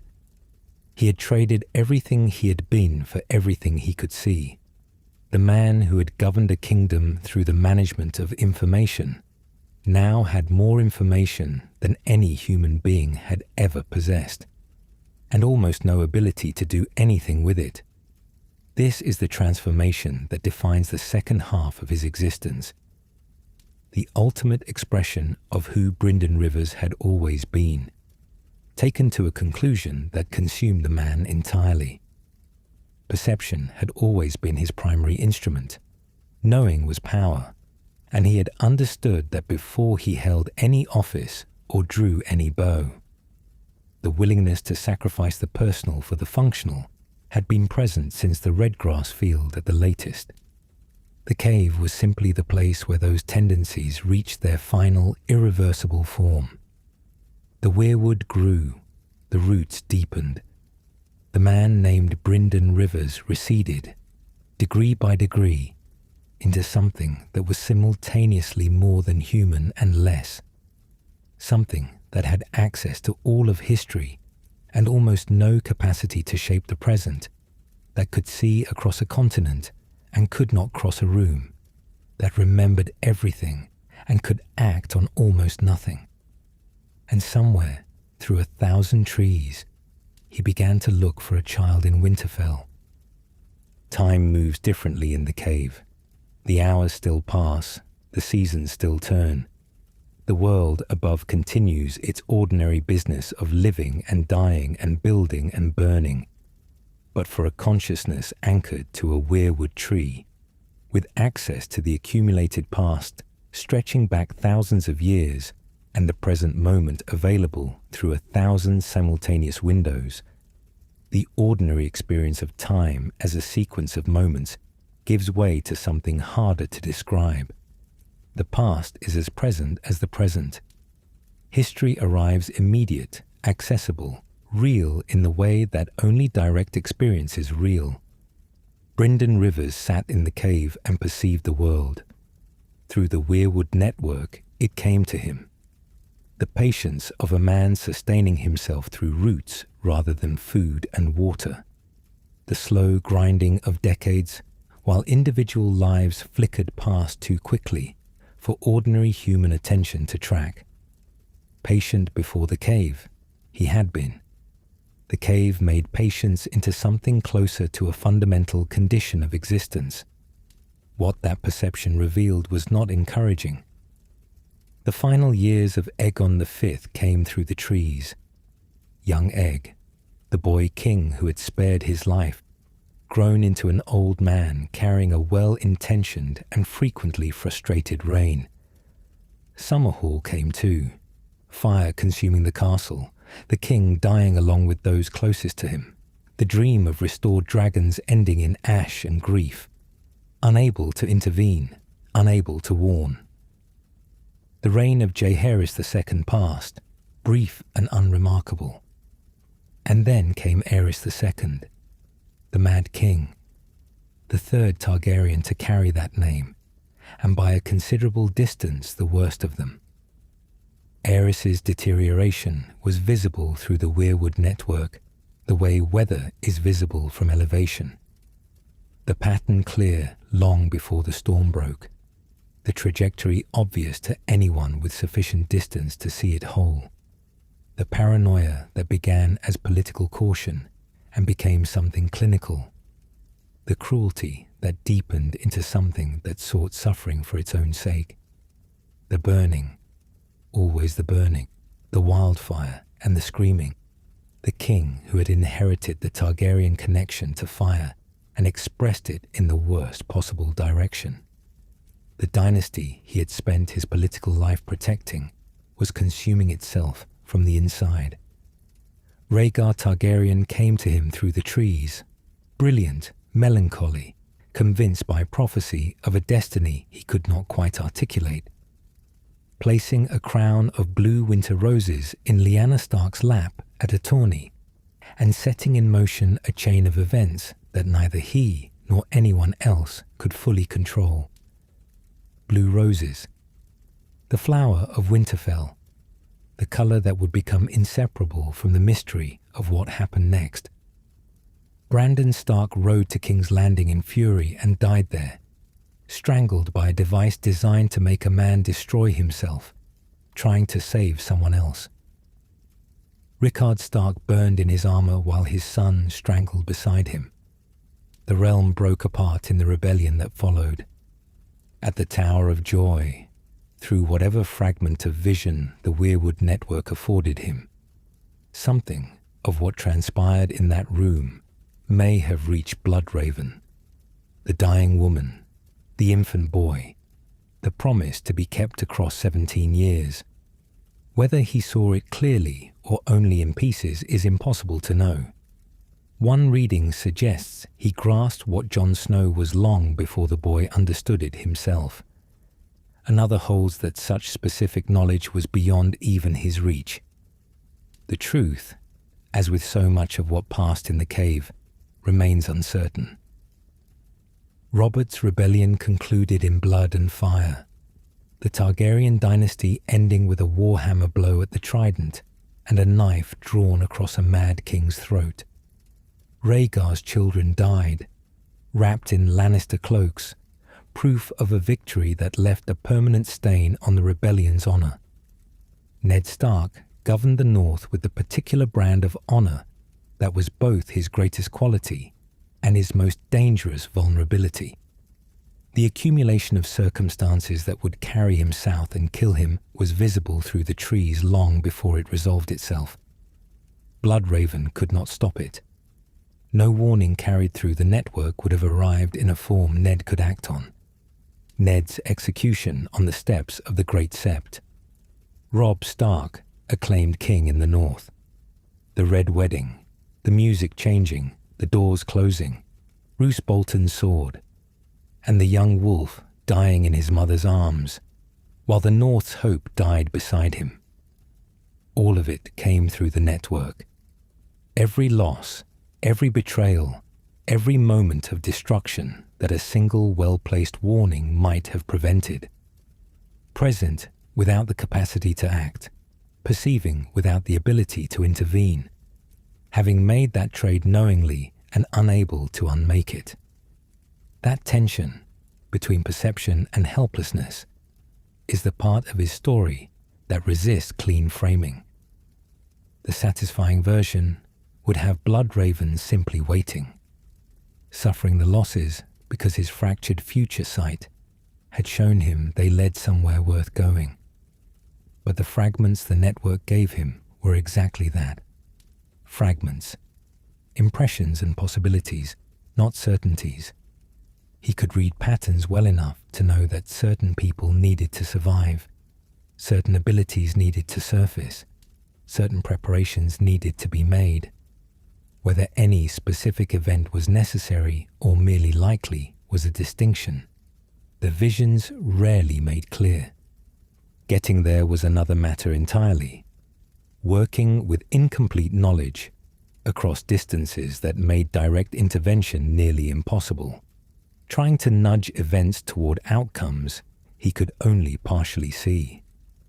The White Walkers were his primary concern throughout all of this. He had been aware of them since his time at the Wall, had watched through the Weirwood network as the army of the dead slowly accumulated in the lands of Always Winter, had understood for decades that the Long Night was not a concluded historical event, but an interrupted one, paused by the Wall and the Watch, and the magic woven into both, but not ended, not resolved, waiting with the patience of something that did not experience urgency, because it did not experience time the way living things did. The Watch was failing. The Wall's castles were emptying. The lords of the realm were arguing about thrones, while the actual existential threat gathered strength in a place none of them were watching. The dragon glass that could kill White Walkers was sitting in deposits beneath Dragonstone that no one was mining. The Valyrian steel blades that could do the same were sitting in lordly collections as heirlooms and status symbols, their true significance forgotten by everyone who held them. Someone was needed who could move in the world, who could act where he could only see, be present in the physical reality of the crisis, while Bloodraven provided the knowledge that made action meaningful, with the gifts to receive what he was carrying, and the bloodline to make the reception possible. He was looking. Through every weirwood tree on the continent, with every fragment of future sight the network made available, he was looking. And then a boy fell from a window in Winterfell, and the crack in the door opened. The question we should be asking at this point is a simple one. Bloodraven could see through every weirwood tree in Westeros. He had access to the histories and present circumstances of every noble house on the continent, every bloodline that had ever stood before a heart tree, every family whose ancestors had maintained any connection to the old gods across the thousands of years since the first men had made their peace with the children of the forest. He was looking for someone with specific gifts: green sight, the capacity to warg, the ability to interface with the Weirwood network at the depth his purpose required. Other families existed, other bloodlines, other candidates, in theory, who might have carried the necessary gifts. Why a Stark? The answer does not begin in Winterfell. It begins in the Riverlands, several centuries earlier, in a house that most people have largely forgotten. House Blackwood of Raventree Hall was one of the oldest First Men houses in Westeros. Not the oldest, not the most powerful, not the most celebrated in the songs and stories that shaped how the realm remembered its own history. What distinguished them was not martial glory or political prominence, but a single quality maintained across thousands of years with a consistency that was, in its quiet way, extraordinary. They had never let go. When the Andals swept through Westeros and replaced the First Men dynasties of the South, they brought with them the faith of the Seven, a new religion that displaced the old gods, cut down the weirwood trees, and dismantled the living connection between the First Men and the children of the forest. House after house converted. Godswoods were cleared. Heart trees were felled. The network of living memory that the weirwood trees represented was severed, house by house, across the southern half of the continent, as the new religion replaced the old, with an efficiency that the children of the forest, already dwindling and retreating northward, could not resist. House Blackwood kept their godswood. They kept their heart tree. They maintained the old gods not as cultural heritage, not as ancestral sentiment, not as the vague residual attachment that some First Men houses retained even after nominal conversion, but as genuine living practice. They stood before their weirwood, and they meant it, and that difference between the form of belief and the substance of it was exactly the difference that mattered for the gifts the old gods carried. this was Brynden Rivers' mother's family. This was the blood he carried alongside the Targaryen silver and fire. The Blackwood connection gave him something that pure Targaryen descent could not have provided. The Targaryens had their own gifts, the dragon dreams, the bond with dragons, the occasional prophecy that arrived through fire rather than wood. But they were newcomers to Westeros in the deepest historical sense, arrivals from a continent whose magic operated on entirely different principles. The old gods were not their gods. The weirwood network was not their inheritance. The Blackwood blood was the key that had opened the lock, across a lifetime of development, into the greenseer abilities that had finally brought Bloodraven to the cave, and the roots and the transformation. Now consider the Starks. 8,000 years of unbroken connection to the north, to the wall, to the Godswood at Winterfell, with its ancient heart tree, whose face had been carved before the Andals existed, and whose roots reached depths that no one had measured. 8,000 years of standing before that tree and meaning it, of burying their dead in the crypts below, while the tree's roots wound through the same earth, of maintaining a relationship with the old gods that was not ceremonial but constitutive, not something the Starks did, but something the Starks were. The gifts had surfaced in their bloodline throughout their history, rarely, unpredictably, skipping generations without apparent pattern, but consistently enough across 8 millennia to establish that the capacity never fully left. Certain Stark kings had been known for an uncanny ability to read their enemies. Certain Stark children had bonded with their animals in ways that went beyond ordinary affection. The stories of Stark dreams that proved prophetic, of Stark lords who seemed to know things they had no ordinary means of knowing, ran as a quiet thread through the full span of the family's history, never dominant enough to define them, but never absent enough to be ignored. The direwolves were the clearest evidence of what remained in the bloodline. When the Stark children found their direwolf pups near the wall, one for each child, found beside their dead mother, in a place direwolves had not been seen for generations, Ned Stark recognized the omen, even if he could not articulate its meaning.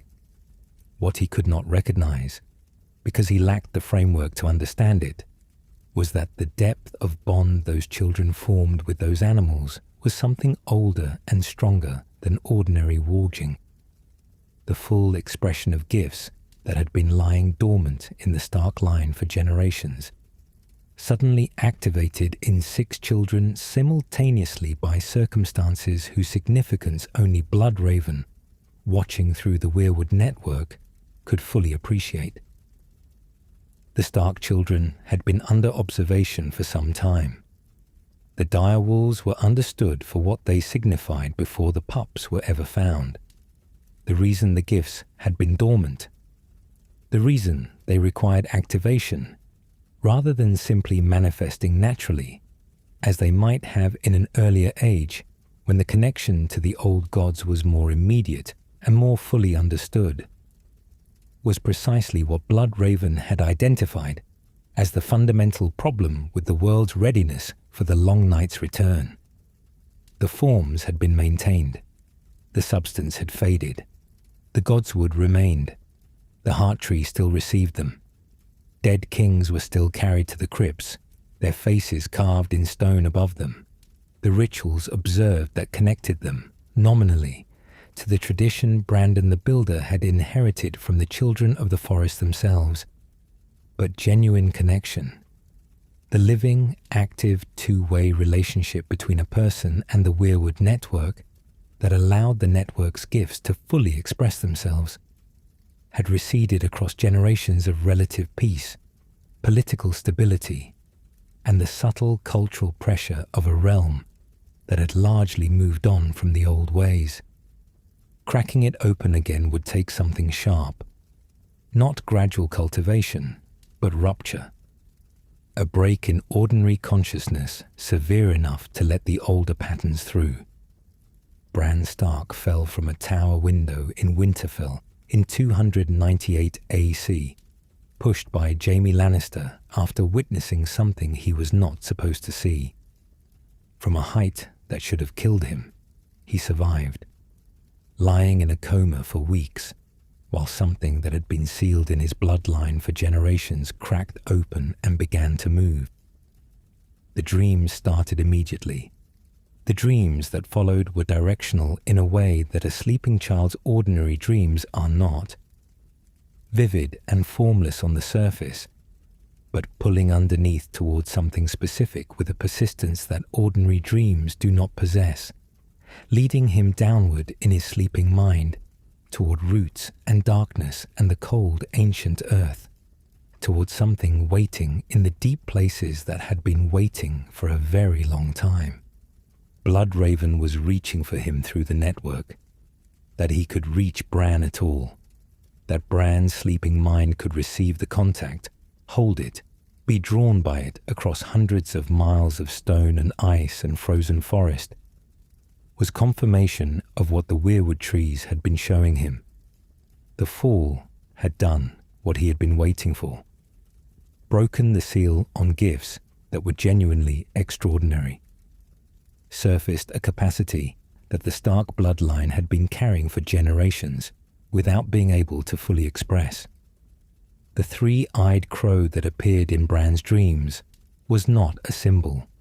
It was Bloodraven himself, his consciousness moving through the network and taking the form most accessible to a child's sleeping mind, a shape that could be followed, that could lead, that could establish the directional pull that would eventually bring Bran north.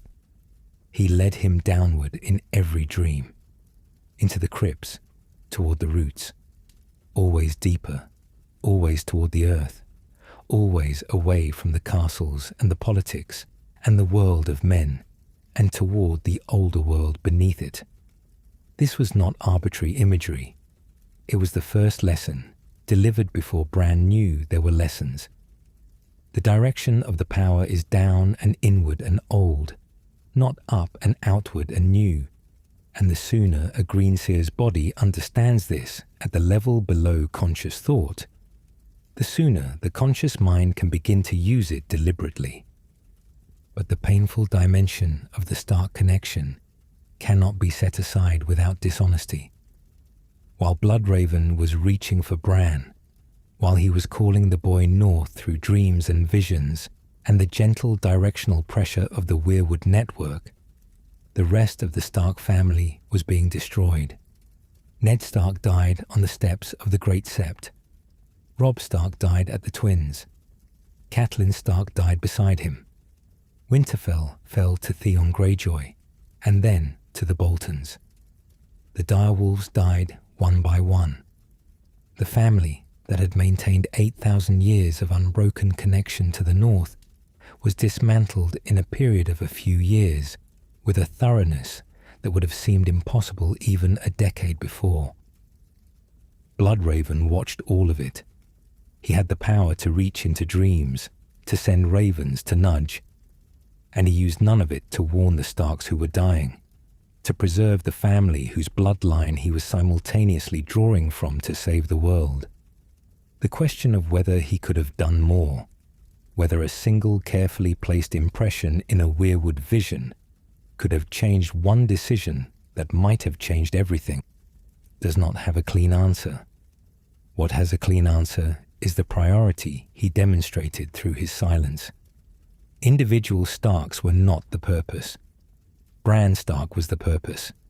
The family was the vessel, and the vessel had already delivered what was needed. The coldest calculation in a life full of cold calculations.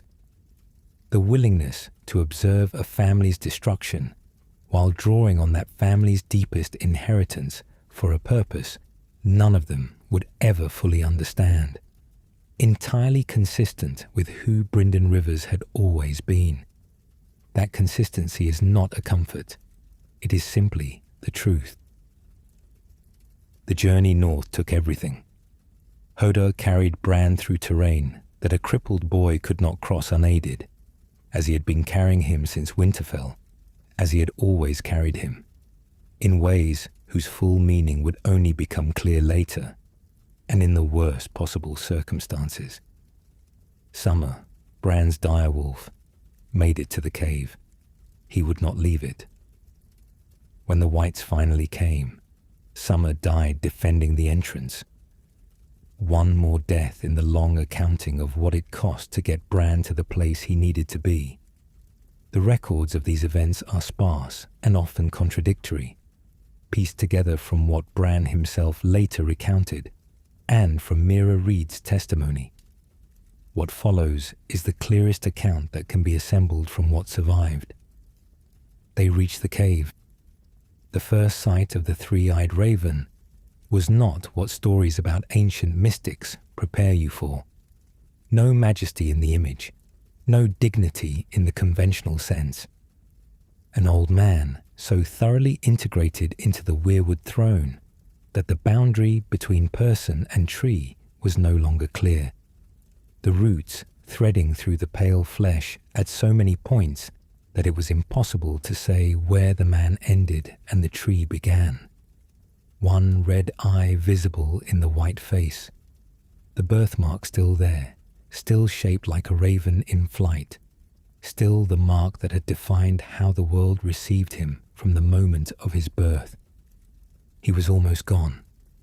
What remained of Brynden Rivers was present in the way that the shape of a thing remains after the substance has largely departed. The outline still recognizable, the essential form still intact, the identity still accessible if you knew what you were looking at. But the man who had governed kingdoms, who had argued with kings, who had loved Shiera Seastar and hated Bittersteel and killed Daemon Blackfyre's sons on a battlefield while the dust was still settling. That man was receding, becoming something less particular and more vast with every year that the roots grew deeper and the network claimed more of what had once been individual. He spoke to Bran. The voice still worked. The mind behind it was still capable of clarity and precision, and the particular quality of attention that had always distinguished Brynden Rivers from ordinary men. He told Bran he had been waiting for him for a long time. The teaching that followed worked through immersion rather than instruction. No transfer of information through language, no curriculum with a sequence and a method, and clear objectives for each stage. Bloodraven sent Bran into the weirwood network and let the network do what it did, which was show him the past as it had actually been, not as it had been remembered or recorded or shaped by the needs of those who had done the remembering. The first visions were the most disorienting, because they were not abstract. They were specific. They were people Bran knew, or thought he knew, seen in circumstances that predated his knowledge of them. His father as a young man, strong and certain in ways that the Ned Stark of Bran's childhood had always seemed to be approaching, but never quite arriving at. The boy Ned had been before loss had settled into him and become a permanent feature of how he carried himself. The first lesson was embedded in the experience before it was articulated. The people you love existed before you knew them, were shaped by things you did not witness, are more complicated and more complete than the versions of them that your own experience constructed. The past is not a prelude. It is as real as the present, and the present is only intelligible in light of it. The second lesson was harder, and Bloodraven stated it with the directness of someone who understood that ambiguity here would be genuinely dangerous. The past cannot be changed. What can be witnessed cannot be altered. What can be seen through the weirwood network is real. The actual event, preserved in the living memory of the tree with perfect fidelity, experienced rather than recalled. And precisely because it is real, precisely because the consciousness moving through the vision is genuinely present in some meaningful sense in the moment being witnessed. The temptation to interact is not hypothetical. It is immediate, physical, urgent in the way that only things experienced rather than imagined can be urgent. You can see your father. You can be in the same space as your father as a boy before you were born, before the things that would eventually kill him had been set in motion. The impulse to call out, to warn, to reach across whatever boundary separates the witnessing from the witnessed, and change a single moment that changed everything. The most natural thing in the world, and it must be refused. And refusing it requires understanding not just that it is forbidden, but why. Bloodraven knew why. He had learned it the way he had learned most important things, through the consequences of the principle being violated.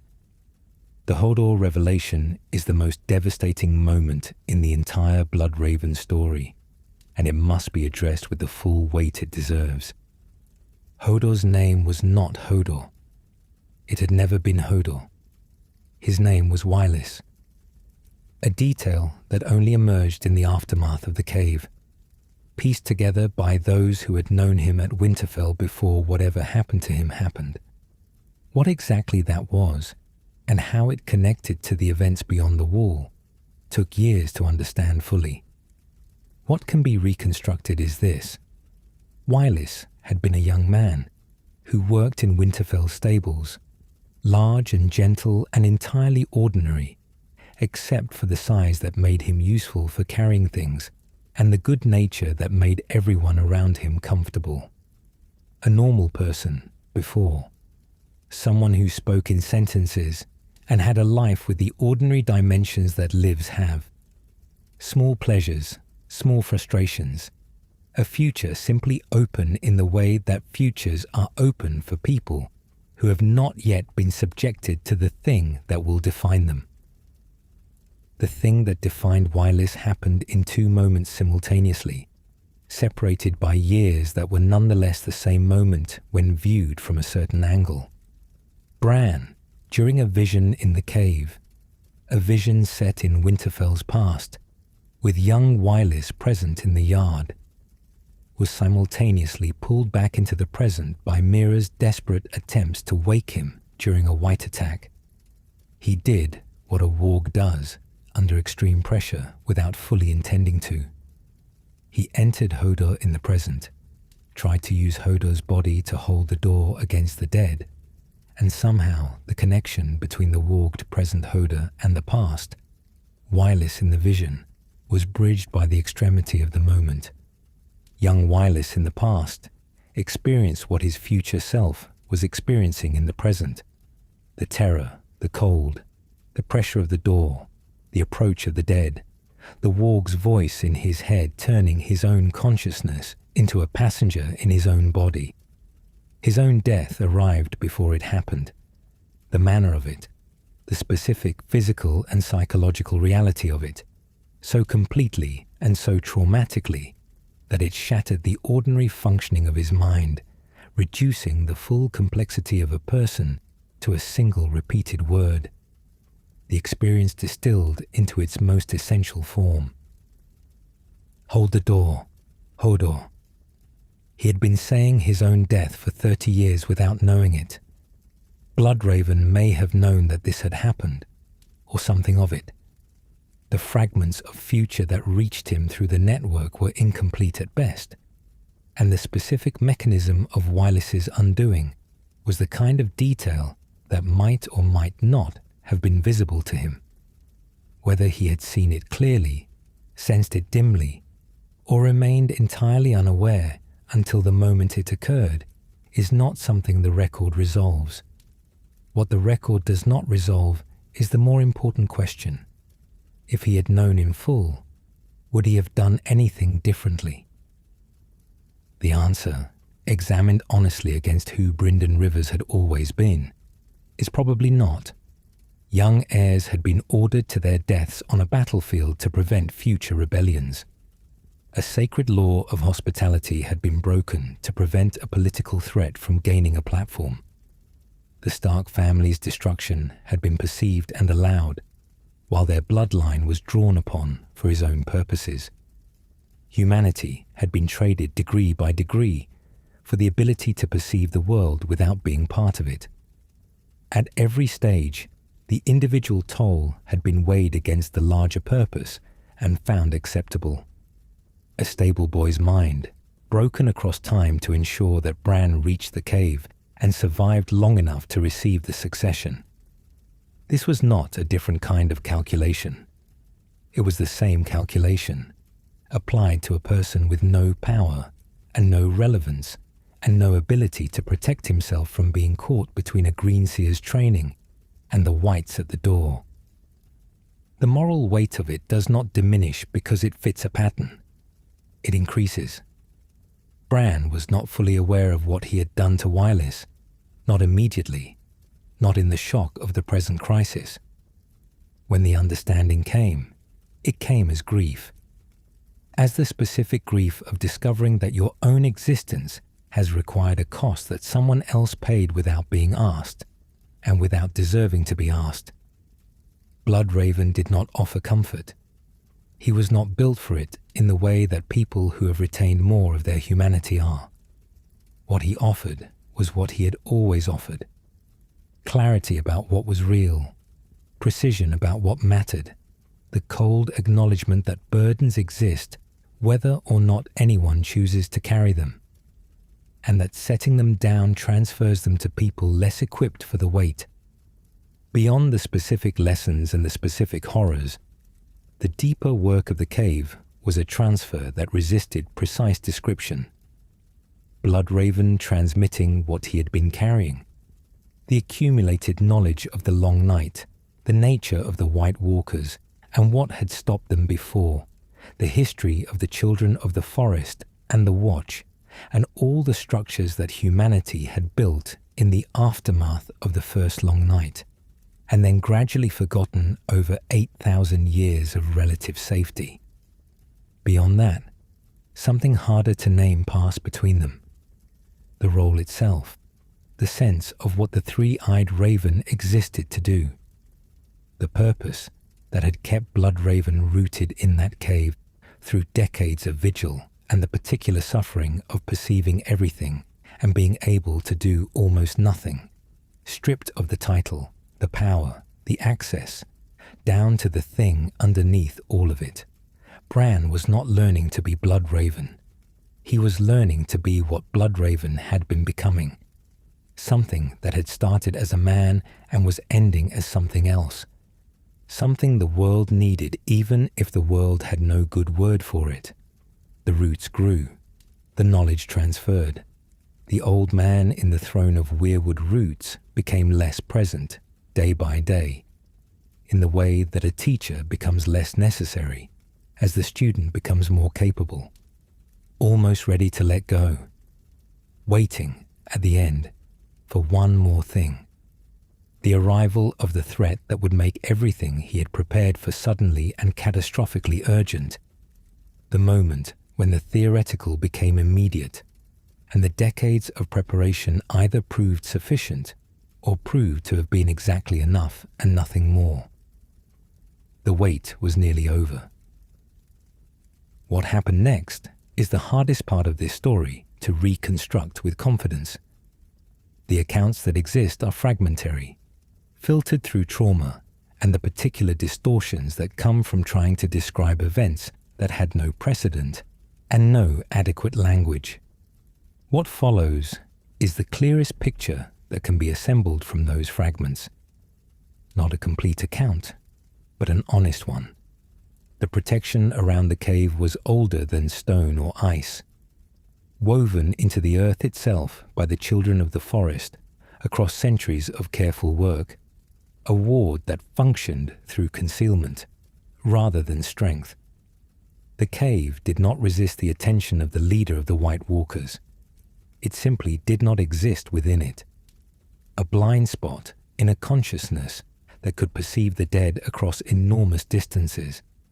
A gap in the awareness of something that had been building its army in the lands of always winter for longer than most human institutions had existed. The ward held as long as that ancient enemy did not know where to look. Bran gave him the location. Not through carelessness exactly. Carelessness implies a failure to apply attention that was available and simply not applied.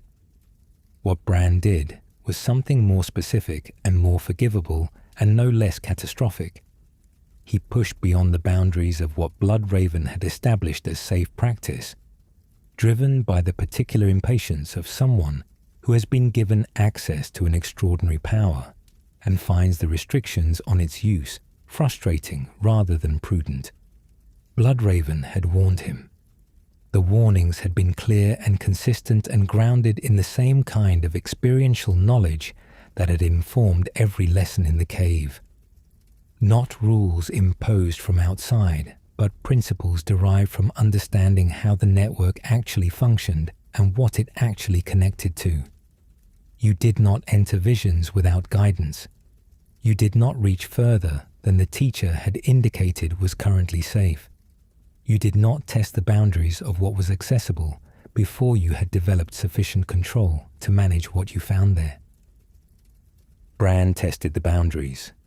He entered the vision of the army of the dead, the White Walkers and their tens of thousands of whites, standing motionless in the frozen north in one of those intervals of stillness that armies of the dead apparently observe. And he walked among them. He moved through the ranks of the standing dead, the way a dreamer moves through a landscape, present and absent simultaneously, visible to nothing because he was not physically there. A consciousness moving through the weirwood network and manifesting as a presence in a location, rather than a body in that location. The leader of the White Walkers turned and looked at him. This may be the moment that everything pivots on, and it requires a breath to understand fully. A green seer moving through the network was not supposed to be perceived. The network's protection extended to the people using it, part of the same warding system that kept the cave concealed, part of what the children had built to ensure the three-eyed raven could observe without being observed in return. Against anything the children had anticipated when they wove those wards, the protection held. The leader of the White Walkers was not something the children had anticipated. He was something they had made. By most accounts, he was the first of the others, transformed from a living man into a creature of ice and death, the original act that had become the greatest catastrophe in the history of the world. If that is true, then he understood the children's magic from the inside, in the way that something made by a process understands that process, not through study, but through constitution. The wards the children had woven were not invisible to him.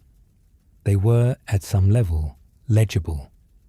Moving through the vision without guidance, without the specific protections Bloodraven's presence provided for supervised visits, Bran was operating below the threshold of the full warding system. He was present in a place the enemy of the living could read. The figure reached out and took Bran's arm. The grip had no physical substance. Bran had no physical presence in the location, but it registered with the full reality of the vision, in the way that everything the weirwood network connected you to was real. And it left a mark. Not a bruise, not a wound, but something that could be followed.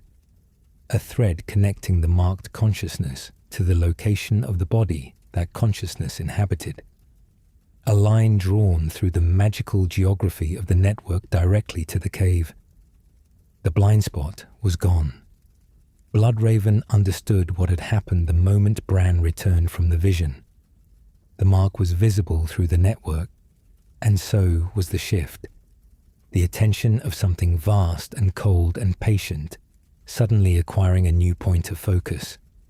What was coming would come quickly, and quickly, in this context, meant not quickly enough to complete what remained of Bran's preparation. He told Bran he was not ready. Bran was what he was. It would have to be enough. The Whites came before the day was out, and they came in the numbers that only something commanding tens of thousands of dead can produce when it decides that subtlety is no longer necessary. They emerged from the frozen forest in waves that did not stop, not because any individual White was impossible to kill, but because there were more of them than the cave's defenders could kill before exhaustion made the killing stop. The children of the forest died holding the entrance. Leaf, the child who had guided Bran and Meera through the final stages of the journey north, who had been present in the cave through the years of Bran's training, whose people had created the very threat now destroying them, died the way the children had always died in their long retreat from the world of men, practically buying seconds with her life because seconds were what was needed, and her life was what she had to give. Inside the cave, Meera was screaming at Bran to warg, to come back from wherever the vision had taken him, to be present in the body that needed to move if any of them were going to survive. Bran was deep in the past, in Winterfell's yard, watching his father as a young man, present in a moment of warmth and ordinariness that stood in almost unbearable contrast to the cold and the screaming and the dead pressing through the entrance behind him. The Whites reached Bloodraven, rooted to the tree as he had always been, the roots threading through his flesh at every point, anchored to the cave and the earth and the network, with the completeness that decades of transformation had produced. There was nothing physical to offer. The physical was no longer a dimension in which he meaningfully existed.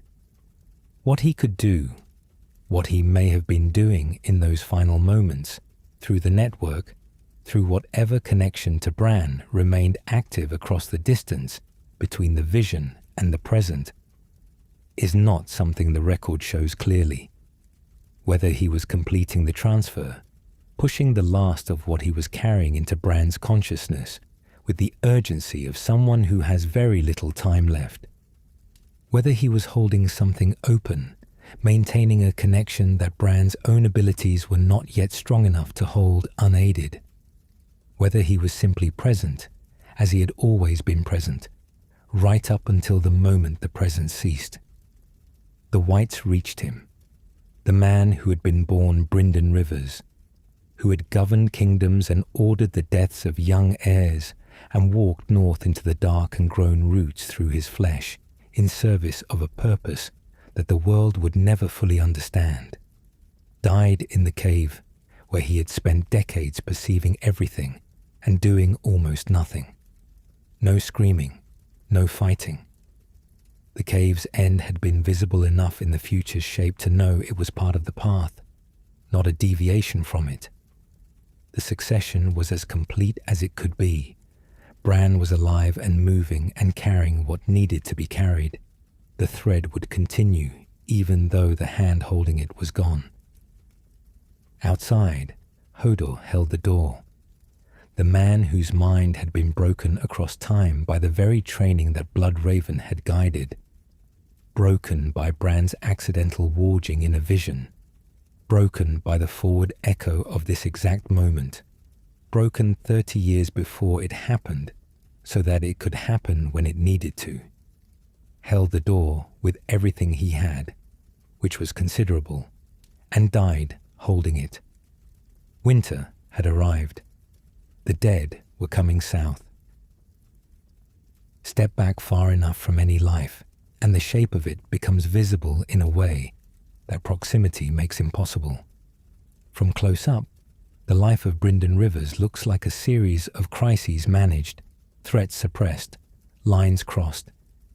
Each decision contained within its moment, each consequence following its cause in a chain that felt contingent and improvised even when it was not. At sufficient distance, the shape resolves differently. a single long preparation for a single necessary outcome, executed across a century and a half with a consistency of purpose that most institutions cannot sustain, let alone individual human beings. The difficulty is that the outcome he was preparing for was not the outcome that history records as the climax of his story. The preparation was never for Bran to become king, never for the political settlement that ended the War of the Five Kings, never for the particular circumstances that would bring the surviving Starks back to Winterfell. The preparation was for the long night, the return of the thing that had nearly destroyed all human life in Westeros 8,000 years before his birth, gathering in the north through decades of weirwood vision, while the world of men argued about thrones and succession, and the correct distribution of lands and titles among people who would all be equally dead if the dead won. That he was right about the threat, that the long night did return, that the dead did march, that everything Bloodraven had understood and prepared for proved to be exactly as serious as he had believed, is the foundation on which every other assessment of his legacy must rest. The line from Bloodraven's choices to the defeat of the dead can be traced, though not without uncertainty at certain junctions. One reading runs as follows. Bloodraven spent decades finding Bran Stark and calling him north. Bran arrived at the cave and received the training and the succession. Bran emerged as the three-eyed raven, carrying accumulated knowledge of what the White Walkers were and what the long night meant. At the Battle of Winterfell, Bran sat in the Godswood as bait, the primary target of the leader of the dead, the living memory of the world that the enemy needed to extinguish to complete his victory. While Arya Stark reached him with a Valyrian steel dagger. That dagger had been given to Bran by Peter Baelish. Bran had given it to Arya. Whether Bran's foreknowledge and positioning genuinely enabled Arya's approach, or whether she would have found her moment regardless, is a question the accounts do not resolve cleanly. What can be said is that the three-eyed raven's presence in the Godswood drew the enemy's attention at the critical moment, and that attention proved fatal to him. Without Bloodraven's decades of preparation, there is no three-eyed raven at Winterfell. Beyond that, the chain becomes one of influence and possibility, rather than certainty. The political legacy runs differently and requires a longer view to appreciate. Every Blackfyre Rebellion that Bloodraven suppressed across the decades of his political career was a rebellion that kept the legitimate Targaryen dynasty alive for another generation. This seems, in retrospect, like a strange thing to value. The Targaryen dynasty ended badly, in madness and fire, and the particular catastrophe of Aerys II, and its restoration attempt ended in the destruction of King's Landing and the death of the last Dragon Queen. The dynasty Bloodraven spent his political life protecting ultimately produced the conditions for its own annihilation. But it also produced Daenerys. Daenerys Targaryen arrived in Westeros with 3 dragons, and while her story ended in tragedy, the dragons she brought were not incidental to what followed. One reading suggests that Drogon and Rhaegal provided the aerial power that made the Battle of Winterfell survivable. The dragon fire that lit the trenches, the ability to contest the enemy's risen dragon in the air, the tactical range that prevented the living forces from being overwhelmed before Arya could reach her moment. Whether the battle could have been won without them is a question that cannot be answered definitively, but the presence of dragons altered what was possible. If one accepts that reading, the thread runs from Bloodraven's suppressions to the survival of the Targaryen line, to the existence of those dragons at Winterfell. A consequence, long, indirect, dependent on the choices of many others. of governing as he did, for as long as he did.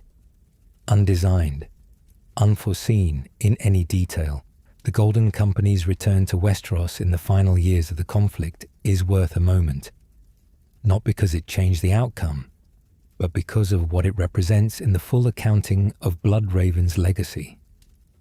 The Golden Company was the enduring embodiment of Bittersteel's hatred, the living continuation of a conflict that had begun in a court a century and a half earlier, sustained through every subsequent age by the particular stubbornness of two men who were very good at not letting things go.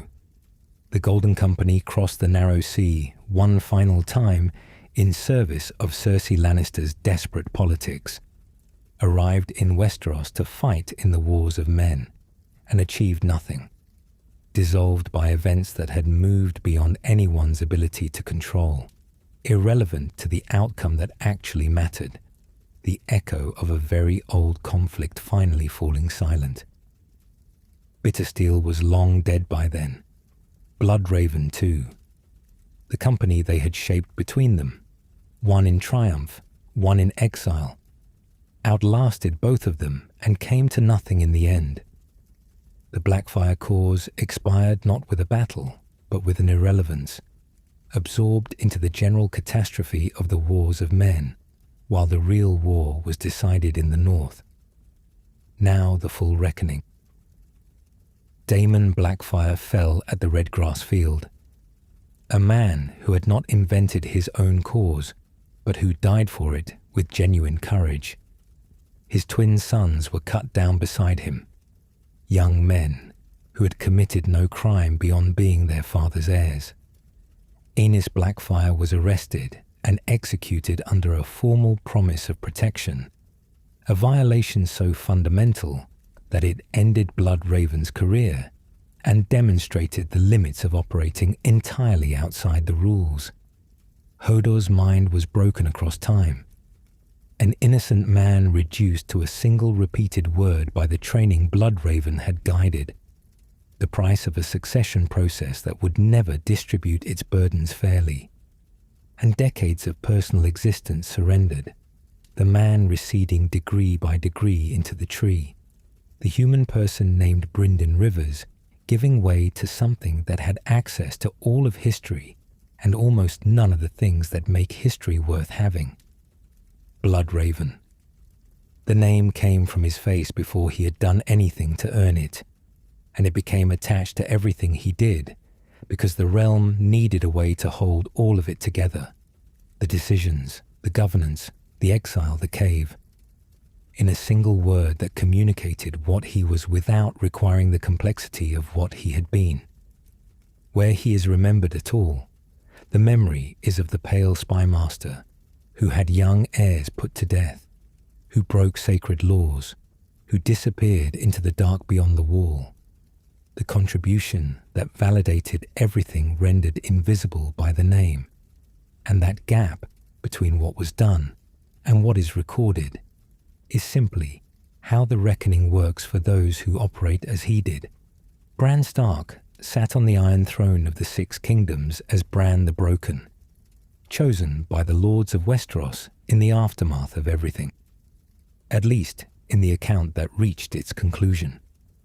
Whether the written saga will arrive at the same destination by the same path remains an open question.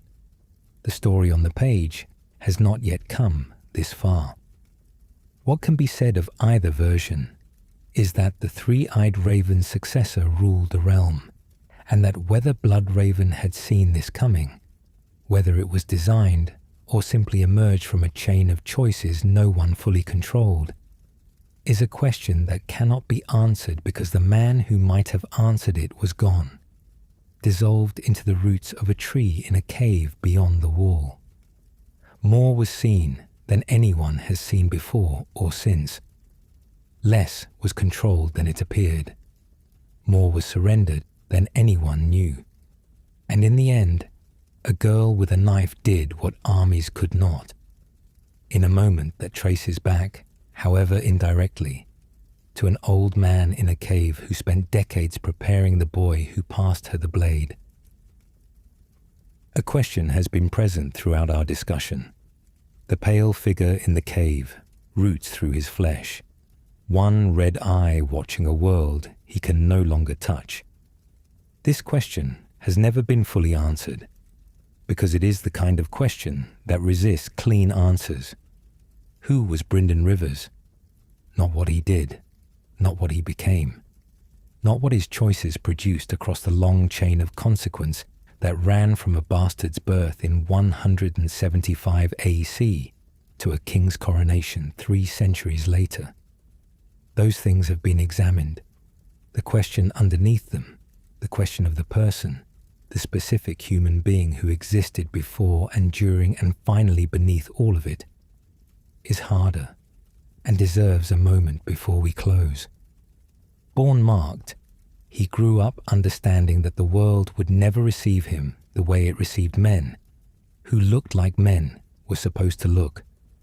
From that exclusion, he built a particular kind of intelligence, cold, precise, oriented entirely toward usefulness, because usefulness was the only currency available to someone who could not trade on charm or warmth, or the ordinary social graces that open doors for men whose faces do not make people flinch, shaped by rejection into something that could operate without belonging, that could be effective without being accepted, that could hold together across decades of resentment and opposition, because he had never needed the approval he was not going to receive anyway. An origin story built on exclusion produces exactly the person the record of his life shows. Someone capable of ordering the deaths of young heirs and arguing, with some justification, that it was necessary. Someone capable of breaking sacred laws and watching, clear-eyed, as everything he had built collapsed because of it. Someone capable of sitting in a cave for decades while a family was destroyed above him, drawing on that family's deepest inheritance for a purpose none of them would ever fully understand. The losses are harder to account for than the achievements, and they do not appear in any record. The person who experienced them was, degree by degree, ceasing to be the kind of person who experiences things in the ordinary sense. The politics went first, or perhaps they went last. Hard to say whether a man who had spent his entire career on political calculation found it easy or agonizing to release the accumulated relationships and rivalries and investments of a lifetime of governance. Bittersteel was dead by the time Bloodraven sat in the cave, or would be eventually. The rival whose hatred had been a defining feature of Brynden's identity for a century. The mirror opposite who had given shape to who Bloodraven was, partly by being everything Bloodraven was not. That thread connecting the man in the roots to the man who had fought at the Redgrass field, frayed and finally went with him. Shiera Seastar. Whatever she had been to him, lover, counterpart, the one person in his political life who had operated on the same strange frequency, she had remained in the world he had left, aging slowly in the way that rumor said she did, maintaining her library of occult texts, practicing her arts, belonging to no one in the way that she had always belonged to no one. Whether he had thought of her in the cave, whether the memory of her was one of the last specifically human things to recede as the roots grew deeper and the network claimed more of what had once been a person, is not something any record preserves. The shame was there, somewhere in the receding. The young heirs ordered to their deaths at the Redgrass field. Ennis Blackfyre dying under a promise of protection. The face of a man's mind broken across time because the training that produced it demanded a price paid by someone who had not been consulted. These things do not disappear because the person who carries them becomes something larger than a person. They compress. They become part of what the roots hold in the earth, part of what the weirwood carries when it carries everything. At the end, what persisted was what had always been most essentially him, the capacity to observe without flinching, to see clearly without the distortions that feeling and wanting introduce into ordinary human perception, the willingness to bear what others could not bring themselves to bear, a willingness grounded in the cold understanding that burdens exist whether or not anyone chooses to carry them, and that refusing to carry them transfers them to people less equipped to survive the weight. Return to the question posed at the beginning. Was Bloodraven a villain, a hero, or something the world of men has no good word for? The honest answer is the third. Someone who operates in the space between what laws permit and what circumstances demand, who does the things that institutions cannot do and individuals will not do, who pays the price of being remembered as a monster so that the people who remember him as a monster can exist to do the remembering. The world needed what he was and had no good way to hold it. Both of those things are true simultaneously, and neither cancels the other. The cave fell, the dead came and the children died, and the roots of the weirwood were left in the cold, without the man wound through them. But the weirwood still stands, the network he had inhabited for decades, the web of living memory that the children had woven across the continent and that Bloodraven had sustained through the long years when almost no one else understood what it was or why it mattered, survived. It persists in every heart tree in every godswood from the wall to dawn, in every carved face that has ever looked out at the world, with eyes that do not close and a memory that does not fail. Bran Stark sits on the Iron Throne in King's Landing. He looks at the lords and ladies of the realm with eyes that see further than they understand. And when he is still, when the council is quiet, and the politics have momentarily paused, he is elsewhere, in the trees, in the network, perceiving the world through 1,000 eyes, the way that the man who trained him perceived it before him. 1 eye, and 1,000. The man is gone. The vigil continues.